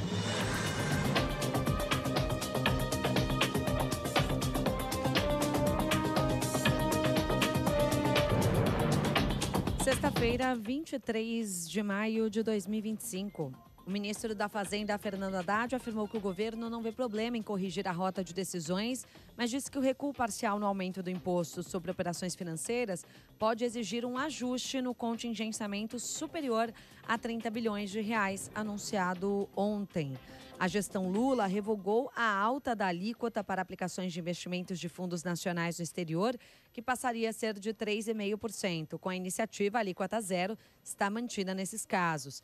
Haddad diz que a medida foi revista em razão de alertas de agentes financeiros. Parte do mercado interpretou o aumento do imposto como uma tentativa de desestimular investimentos no exterior, uma forma discreta de controle de capital para conter a saída de dólares do país e, indiretamente, o câmbio. De acordo com o anúncio feito na quinta-feira, o aumento do IOF tinha o objetivo de arrecadar 20 bilhões e meio de reais adicionais em 2025 e 41 bilhões em 2026. Segundo a Haddad, os cálculos ainda não foram refeitos depois da revisão. No momento, a Bolsa de Valores de São Paulo opera em queda de 0,72% aos 136.287 pontos. O dólar comercial está em alta de 0,64%, negociado a R$ 5,69. O euro vale R$ 6,45, elevação de 1,16%. Hugo Calderano volta a jogar daqui a pouco no Mundial de Tênis de Mesa, realizado em Doha, no Catar. O brasileiro vai enfrentar um adversário da Coreia do Sul ao meio-dia pelo horário de Brasília, nas quartas de final da competição. Calderano avançou depois de superar o nigeriano Quadri Aruna por 4-0 em menos de 30 minutos. Ele é o único representante do Brasil no torneio após a eliminação de Bruna Takahashi nas oitavas de final. No horário de Brasília, 11h32.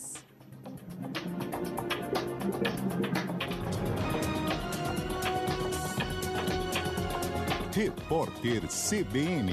As principais notícias do dia, a cada meia hora.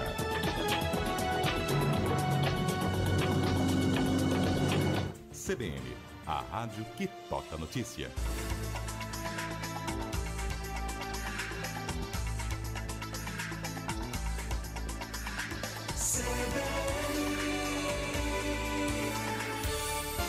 CBN João Pessoa. 11h33, de volta com o CBN João Pessoa, com as informações locais, informações de João Pessoa, região e também de toda a Paraíba. E hoje mais cedo, o repórter Guilherme Bezerra trouxe a informação sobre a situação da Escola Estadual Cônego Francisco Gomes de Lima. Alunos e professores cobram uma reforma na escola e denunciam também o furto de fios de energia. Em nota, a Secretaria de Educação do Estado disse que, em relação à fiação furtada, já foi autorizada a realização do serviço para reaver a energia e que está no planejamento uma manutenção geral na escola. Agora 11h34. Ingerida no contexto, a farinha matuta, de Gessier Quirino. Olá pessoal, bom dia, muito bom dia, Gessier Quirino por aqui. Hoje a gente vai falar sobre o lado espirituoso, cheio de trocadilhos, dos matutos de antigamente, né? Tem um caba lá de Ouro Velho, aqui no Cariri da Paraíba. Ele nasceu no sítio Olho d'Água, Chico de Dedês, que na correria da fala a gente chama Chico Dedês. Chico Dedês estava numa feira e chegou um vizinho dele reclamando que a cabra dele estava entrando no roçado do vizinho. Ele disse: olha, seu Chico, se eu tiro sua cabra do meu roçado, e ela está entrando lá, está me prejudicando. Aí ele disse: eu vou resolver. Aí pronto, na outra feira foi a mesma cantinela. Seu Chico, sua cabra está entrando no meu roçado e está me prejudicando. Ele disse: não, olha, pode deixar que agora ela não vai lá mais de jeito nenhum, eu garanto, viu? Aí nisso passou 15 dias. Depois de 15 dias, ele voltou na feira, aí o matuto voltou do mesmo jeito. O vizinho: assim não dá, seu Chico. O senhor tem que dar um jeito nessa cabra que tá me prejudicando. Aí ele disse: seu Zé, olha, o negócio é o seguinte, a gente agora tem que rezar uma missa para a alma da cabra, porque faz 15 dias que eu matei a cabra, vendi o couro, comi a buchada, agora a gente só resta uma missa para a alma dela. Pronto. Chico outra vez encontrou com uma amiga dele, Dona Maria. Ele disse: Dona Maria, como vão os meninos? Como vai Toninho? Como vai Zé Clóvis, Janjão, Maria José? Ela disse: ah, os meninos também, seu Chico, os meninos também. Aí Toninho está no Banco do Brasil, né? Tá muito bem. Maria José é pediatra em Campina Grande. Zé Clóvis é professor da Federal. É um professor muito bom, o povo gosta muito dele. Já Janjão tá na oficina, do mesmo jeito. Janjão nunca gostou de estudar e tá naquela oficina dele, desmanchando fecho de mola. Seu Chico, o senhor acredita que ele desmancha fecho de mola pra comer, seu Chico? O senhor acredita? Ele fez, acredito, dona Maria, acredito. E a senhora pode dizer que ele tá comendo uma coisa muito dura, viu? Certa vez, o sujeito da região que ostentava o pomposo nome de José Batista, conhecido por Dedita, e ele era muito parecido com Chico Dedês. A mesma estatura, o mesmo formato de rosto, o mesmo bigode. Aí um caba conversando lá, essa coisa toda com o Chico, aí ele olhou assim pra Chico e disse, ô Chico, mas tu tens algum parentesco assim com Dedita, não tens? Ele disse, meu amigo, a única coisa que eu tenho com Dedita é uma intriga e mais nada. É isso aí, meu compadre. Chico Dedês, matuto das antigas e sua espirituosidade. Grande abraço e até a semana que vem. 11h37.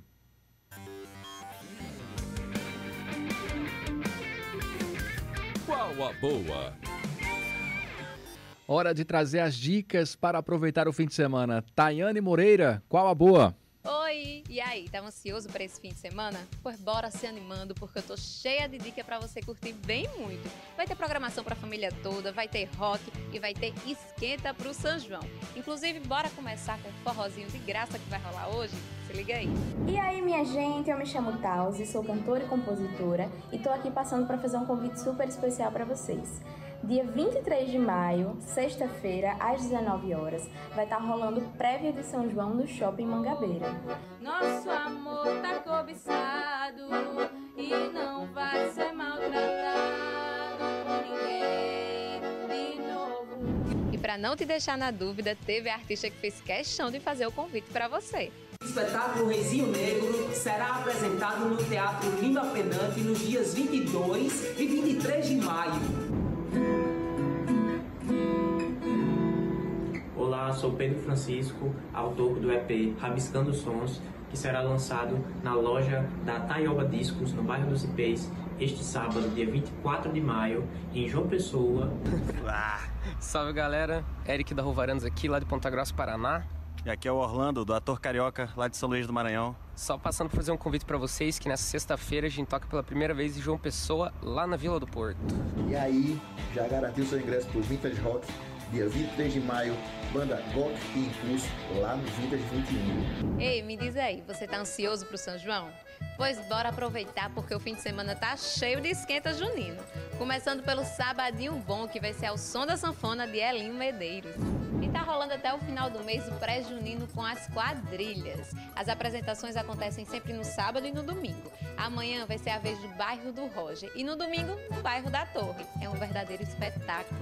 Quero uma mulher bonita que saiba dessa forroca. No sábado tem Arraiá cheio de atrações. Vai ter Alanzinho, Lili Sanfoneira, Mara Pavanelli e Cirano e Cirino. Só tô morrendo de vontade. Ainda em clima junino, vamos embora pra Campina Grande, porque Bruna Couto tá chegando contando tudo que vai rolar por lá. Oi, Tayane, oi, gente. Mais uma sexta-feira chegou e aqui em Campina Grande, naquele climinha gostoso, porque afinal de contas está chegando mais uma edição do maior São João do mundo. Vamos saber qual a boa desse fim de semana? Olá, pessoal. Qual é a boa desse fim de semana para quem gosta de literatura? É o encontro do Clube de Leitura Leia Mulheres Campina Grande, que acontecerá neste sábado, no qual discutiremos a obra King John, nascida em 1982, da autora Cho Nan-ju. Esperamos vocês com a leveza característica dos encontros do Leia Mulheres no Museu dos Três Pandeiros, ou melhor, Museu de Arte Popular da Paraíba. Olá pessoal, tudo bem com vocês? Eu sou a Riane e eu vim convidar vocês para um evento muito mais do que especial. Nesse sábado, dia 24 de maio, teremos a segunda edição do Tributo a Marília Mendonça aqui no Teatro Municipal.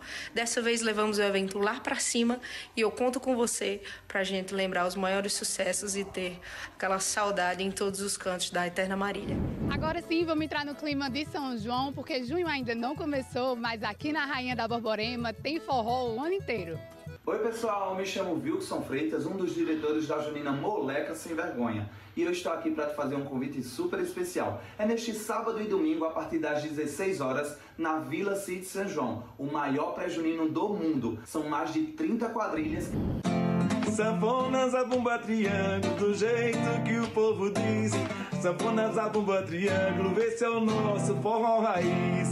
É isso aí, minha gente. Neste sábado, a partir das 14 horas, o mercado público de Queimadas vai virar forró, com a finalíssima do Festival de Trios de Forró. E logo após a finalíssima, eu estarei fazendo um show de quê? Um show de muito forró. É isso, gente. Eu vou ficando por aqui, mas semana que vem, oficialmente, começamos a Maratona Junina e você vai ficar por dentro de tudo aqui e nas redes sociais do Qual a Boa. Então até lá, um ótimo fim de semana.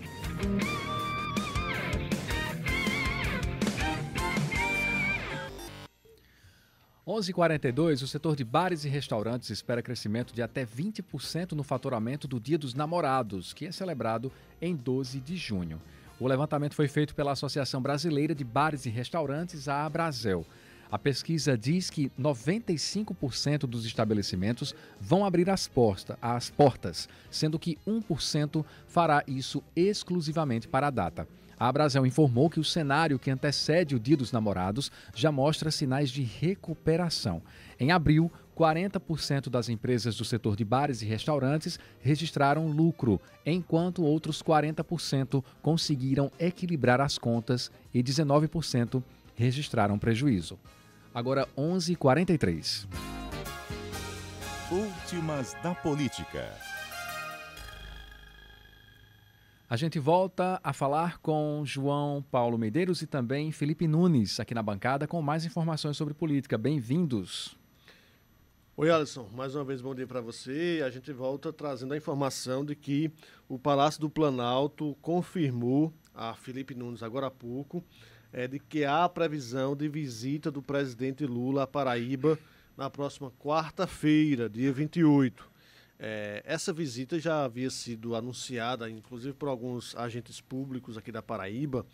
O prefeito de Cachoeira dos Índios, por exemplo, já tinha publicado isso na rede social semana passada, indicando que Lula participaria da inauguração de um dos trechos da transposição lá em Cachoeira dos Índios no último dia 21 deste mês, há 2 dias, né?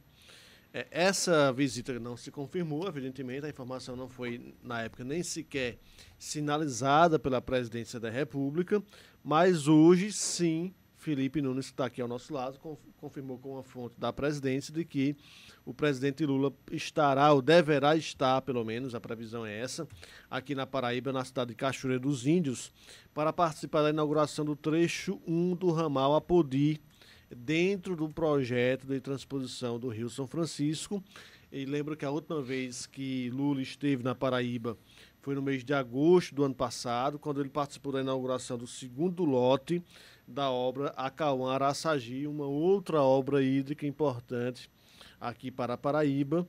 Ele esteve aqui na região de Itatuba, depois participou de um evento aqui em João Pessoa e agora deverá participar, pelo menos essa é a previsão, na próxima quarta-feira dessa inauguração lá do ramal do Apodi. E ressalto que é previsão, né, Felipe? Porque a agenda presidencial só é confirmada mesmo poucos dias antes dessas visitas, não é isso? Exatamente, João. E há, de fato, essa previsão. E essa visita, se for confirmada, deve contar, obviamente, também com a presença do ministro do Desenvolvimento Regional, Valdez Góes, e de lideranças aqui da Paraíba, como, por exemplo, o governador do estado, João Azevedo. Seguiremos acompanhando para que, assim que houver a confirmação, vamos trazer também aqui os detalhes dessa programação, como deve ser essa visita do presidente. E eu já fico imaginando como será a configuração, o formato do palanque do presidente Lula aqui na Paraíba, porque nós temos alguns parlamentares no Senado e na Câmara Federal que em Brasília apoiam o presidente Lula, ou pelo menos apoiam o governo do presidente Lula, né? Votam de forma favorável às matérias, ou pelo menos a maioria das matérias que é encaminhada pelo governo federal, mas politicamente não possui uma relação tão próxima com o presidente Lula e, via de regra, nesses eventos que acontecem aqui na Paraíba, não participam, não estão participando ali do palanque. E tem outra questão também que deve ser observada, João, que é a questão de veneziano Vital do Rego, que aqui faz oposição ao governador João Azevedo. Isso. Mas no âmbito nacional, tanto o veneziano quanto o governador apoiam o presidente Lula e deverão apoiá-lo na reeleição também no próximo ano. Então, como é que os dois estarão nesse palanque, disputando também a presença ali na foto com o presidente? Exatamente, eu ia chegar lá. Há essas duas situações. Alguns integrantes da bancada, a exemplo de Efraim Filho, do senador Efraim Filho, que vota favorável ao governo em Brasília, pelo menos na maioria das matérias, cujo partido tem ministérios no governo federal, mas aqui na Paraíba não acena ou não sinaliza para um apoio mais ostensivo ao presidente Lula. Via de regra, Efraim não participa desses eventos aqui no estado, quando o presidente Lula está. E temos o caso do senador veneziano, que é exatamente o contrário. Ele apoia Lula em Brasília e também aqui na Paraíba faz questão de defender o legado e as ações do governo federal, mas por conta desse impasse, dessa disputa interna com o governador João Azevedo, que também faz parte da base de Lula a nível nacional e aqui no estado, evidentemente, geralmente tem dificuldades para estar nas mesmas fotografias ao lado do presidente aqui no estado. Para finalizar minha participação, Felipe, vou trazer a informação de que a Paraíba tem um novo superintendente da Polícia Federal. É o delegado Carlos Henrique Oliveira de Souza, que foi nomeado recentemente como novo superintendente da Polícia Federal aqui no estado, substituindo a delegada Cristiane Correia, que deixou o cargo nas últimas semanas. Já como novo superintendente, o Carlos Henrique visitou essa semana o Tribunal de Justiça da Paraíba, onde fez uma visita institucional ontem ao presidente, desembargador Frederico Coutinho, e se colocou à disposição para colaborar aí com o Poder Judiciário da Paraíba.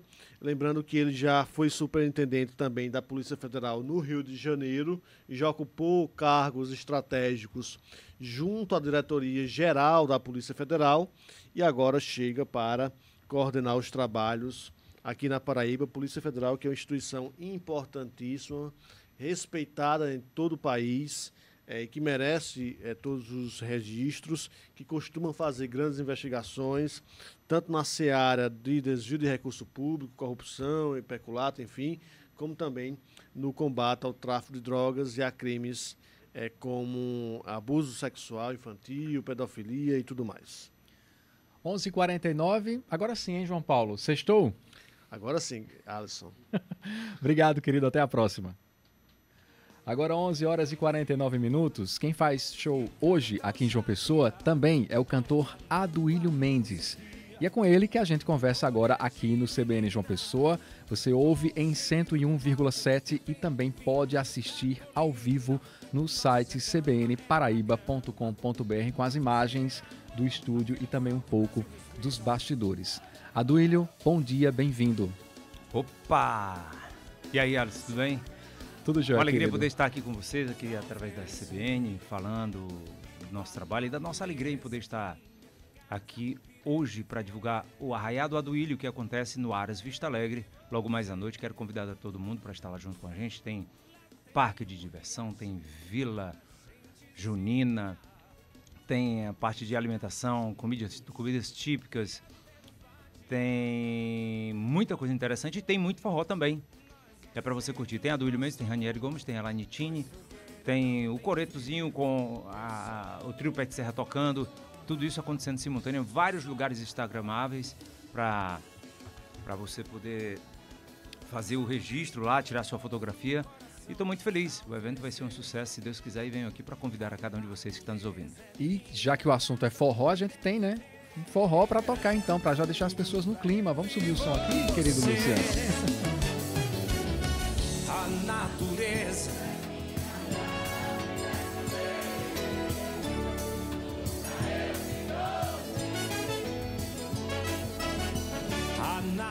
É isso aí, Aduílio Mendes aqui com a gente. Aduílio, você tem uma trajetória marcante no forró. Como foi que você começou a sua história com a música? Bom, minha história com a música, ela é desde que me entendi por existir. Eu nasci numa família muito musical, né? Meu pai era sanfoneiro, minha mãe muito noção de música, meus irmãos todos muito musicais. Então, eu sou o mais novo de 11. E quando eu me entendi por gente, eu já estava ali rodeado de música. A música já me rondava, já estava em mim. Então, muito cedo eu descobri que era isso que eu queria fazer. E aí, aos 7 anos, eu já tocava um instrumento, tocava cavaquinho. Por pouco não fui pagodeiro, né? Nada contra, viu, gente? Eu adoro um pagode. E mais adiante, passei para o violão. Com 12 anos eu já tocava um pouco de violão e já cantava de forma anônima, assim, nada profissional, mas já tocava. E aos 16 foi quando eu tive a minha primeira aparição em público, e com 17 anos já estava ali no grupo Mastruz com Leite, e foi aí que eu me projetei nacionalmente, né? Fizemos todos os programas de TV, de rádio do Brasil, rodamos o Brasil inteiro. A gente estava na crista da onda, cantando sucessos esses que embalou gerações e que a gente vai renovar essa alegria de cantar hoje com todos os paraibanos lá no Arraiá do Aduílio, porque hoje o repertório vai ser um compilado, uma viagem, um passeio nessas mais de 3 décadas de música que eu tenho. E a galera não perde por esperar. Logo mais à noite a gente se encontra no Aras Vista Alegre para fazer valer tudo isso. São mais de 3 décadas, né, de carreira. O que é que você destaca assim de marcante? Tem alguma coisa que você não esquece nunca, que foi muito marcante na sua carreira? Tudo foi muito importante, né? Cada detalhe foi importante para a construção e tudo, parafraseando Jorge Vecila, tudo foram pontes para que eu chegasse até aqui. Então, a época do Mastruz foi fantástica, gravei muita coisa interessante que todo mundo conhece. A época da Magníficos também, gravamos muita coisa interessante, muita coisa boa, canções como Carta Branca, Amor Amo Você, na época de Mastruz, Meio Dia, Cavalo Lampião, Viajante Forrozeiro, Onde Canto Sabiá e tantas outras. Passei pelo Caviar com Rapadura também, que eu gravei... A gente briga, a gente chora, mas a gente se ama. Depois da cama fica tudo bem. Amor, porque brigamos tanto. Sou o internauta do amor, é muito fácil de acessar. .com.br e muitas outras. Então, tudo foi muito importante, né? Essa trajetória. E hoje eu trago na bagagem a importância dessas bandas, das pessoas que deixei lá, famílias que me abraçaram. Magníficos, por exemplo. Morei 2 anos em Monteiro, me sinto um irmão de vocês, me sinto um de vocês, me sinto um paraibano. Inclusive tenho o título de cidadão paraibano, que a mim foi concedido pelo nosso querido deputado Júnior Araújo. E assim, a Paraíba tá na minha vida, né? Tanto que tenho casa em Cabedelo hoje e apartamento em Fortaleza, fico para lá e para cá. Estou sempre respirando o ar paraibano, hoje para mim é necessário. Eu queria que você falasse um pouco sobre os seus projetos mais recentes, né? O que é que você tem preparado para os fãs? Bom, dos projetos mais recentes que a gente vem executando, tem esse Arraiá do Aduílio, que é uma label que a gente vai poder apresentar em alguns estados no país inteiro, e onde for solicitado, Arraiá do Aduílio. E tem o Bebendo e Amando, que eu lancei há 2 meses atrás, que você pode ir lá no meu canal no YouTube para conferir esse trabalho. Está muito interessante. É uma seleção de música brasileira cantada do meu jeito e tocado com essa minha levada, tá? Música brasileira, não somente do forró, mas a gente pegou assim alguns clássicos da música brasileira, como foi também o outro projeto que eu fiz, que é Aduílio Mendes Clássicos, que é também nessa linha, onde eu tive a participação de Raíssa Rodada, Dorival Dantas, Valquíria Santos, Xande Avião, Cícero Dantas, Edson Lima, Tati Guel. Tem muita coisa interessante lá no meu canal no YouTube, e eu queria aproveitar para pedir para as pessoas se inscreverem no nosso canal para viver, curtir tudo isso, porque não faz sentido, não é interessante ter todo esse trabalho e não ter a companhia de vocês.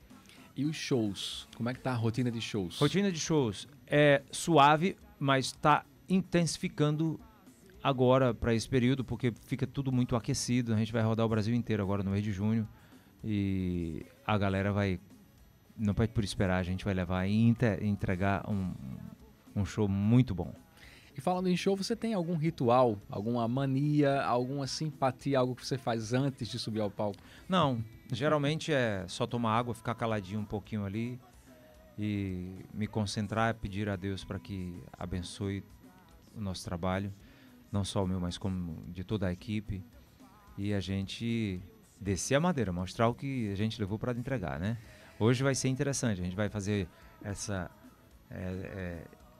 esse passeio na minha história e vamos cantar também marchinhas, né? As músicas juninas. Olha pro céu, meu amor, vê como ele está lindo. Olha para aquele balão multicor, como no céu vai subindo. Tipo isso, né? Essa menina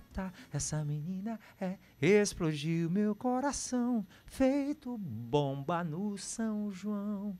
Por aí vai, é muita coisa boa para rolar hoje à noite. Já no clima, hein? Estamos chegando no clima junino, é isso que a gente precisa. E fora dos palcos, Aduílio, o que é que você costuma fazer para relaxar, para esquecer de tudo? Eu gosto de comer, até que não tô comendo tanto, mas quando como coisas gostosas que eu gosto de me alimentar, eu sou um praticante do jejum intermitente. Então, assim, não como tanto. Hoje em dia já não como tanto. Mas já comi muito, Ave Maria, foi o meu mal, foi comer demais. Então, assim, eu cuido da minha saúde, né? Nutrólogo, esteticista, endócrino, academia todos os dias e corrida, yoga, pedal, faço tudo, né? Buscando segurar a onda, porque os 50 é 50, né? Tá chegando os 50 anos agora em dezembro, tô com 49. E não parece, viu? Quem tá assistindo aqui, cbnparaíba.com.br, vai concordar comigo, não parece de forma alguma, muito obrigado, jovem. Muitíssimo obrigado. Então, assim, mas nada disso é fácil, entendeu? É muito suor aí que a gente derrama e muita determinação, muito foco, mas isso não é apenas a estética, viu, gente? Isso é qualidade de vida, isso é saúde, é você acordar de manhã com disposição para subir e descer qualquer escada e enfrentar qualquer desafio com mais facilidade. E o forró, você é um representante do forró, como é que você se sente sendo esse representante e como que você enxerga o forró hoje, seguindo, né, claro, como um dos pilares da cultura nordestina, mas com tantas mudanças? Essas mudanças, elas são de fato natural. Se você perceber desde o início, e tudo na natureza, quando nasce, ao passar do tempo, ela sofre uma transformação e o forró não seria diferente. Ele vem aí ao longo dos anos passando por essa metamorfose e cabe a nós, eu, um representante de uma geração, entender que surgem outras e os gostos são diferentes. O importante, mais importante de tudo é que você entenda o sistema e você se encontre em meio a tudo isso. Você não pode correr contra o sistema, contra uma tendência e contra uma geração inteira, uma força de uma massa jovem que está aí na flor da idade, vivendo intensamente como um dia nós vivemos e dissemos que o bom era o nosso. O deles também é bom, tem o seu valor. Vamos lá, vamos nos encontrar em meio a tudo isso e seguir adiante. Não adianta a gente perder energia querendo criticar, querendo barrar, querendo criticar, querendo dizer que não aceita, querendo dizer que não é legal. Ou você pode até não gostar, você tem o direito. Mas você não pode dizer que não vai acontecer ou que você não aceita, que não aceite na sua casa, mas quando você parte para entender que existe o outro, você tem que respeitar que ali está o que tem que ser. Né? Eu acho que é a forma mais inteligente de se levar à frente as coisas com naturalidade e com leveza. Senão você vai sofrer. Não adianta querer sofrer. Eliana mandando mensagem, grande sanfoneiro e muito bonito, voz lindíssima, que coisa linda, sensacional. Eliana mandando pra você, viu? Eliana, um beijo enorme pra você, estenda esse beijo e esse abraço a toda a sua família, tá? Nós estamos aqui. E hoje tem lá no Aras Vista Alegre e você é a nossa convidada a estar lá junto conosco, tá, Eliana? Um beijão pra você e todos os ouvintes, vocês que estão nos ouvindo agora, Arraiá do Aduílio, São João Vila Coreto apresenta Arraiá do Aduílio. Esse evento vai ficar pra história. Tá um estouro, na verdade, esse evento de hoje. São João Vila Coreto apresentando o Arraiá do Aduílio. Hoje, a partir das 20 horas, a casa já está abrindo lá para receber você, para você já tirar sua foto, comer sua comida típica, se preparar para uma noite de muita alegria, de muito forró, que nós vamos comandar lá hoje no Arraiá do Aduílio. A gente está lá esperando por vocês. Aduílio Mendes, muito obrigado e bom show. Eu que agradeço a você, Alisson, e a toda a rapaziada aqui que faz essa casa maravilhosa. Obrigado por abrir as portas aqui para me receber e para falar com tanta alegria sobre esse nosso trabalho e esse evento que acontece hoje no Aras Vista Alegre. Espero por vocês. Arraiá do Aduílio, logo mais à noite, a gente se encontra.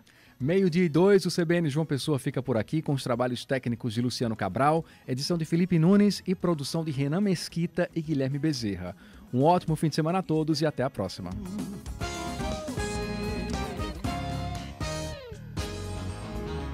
CBN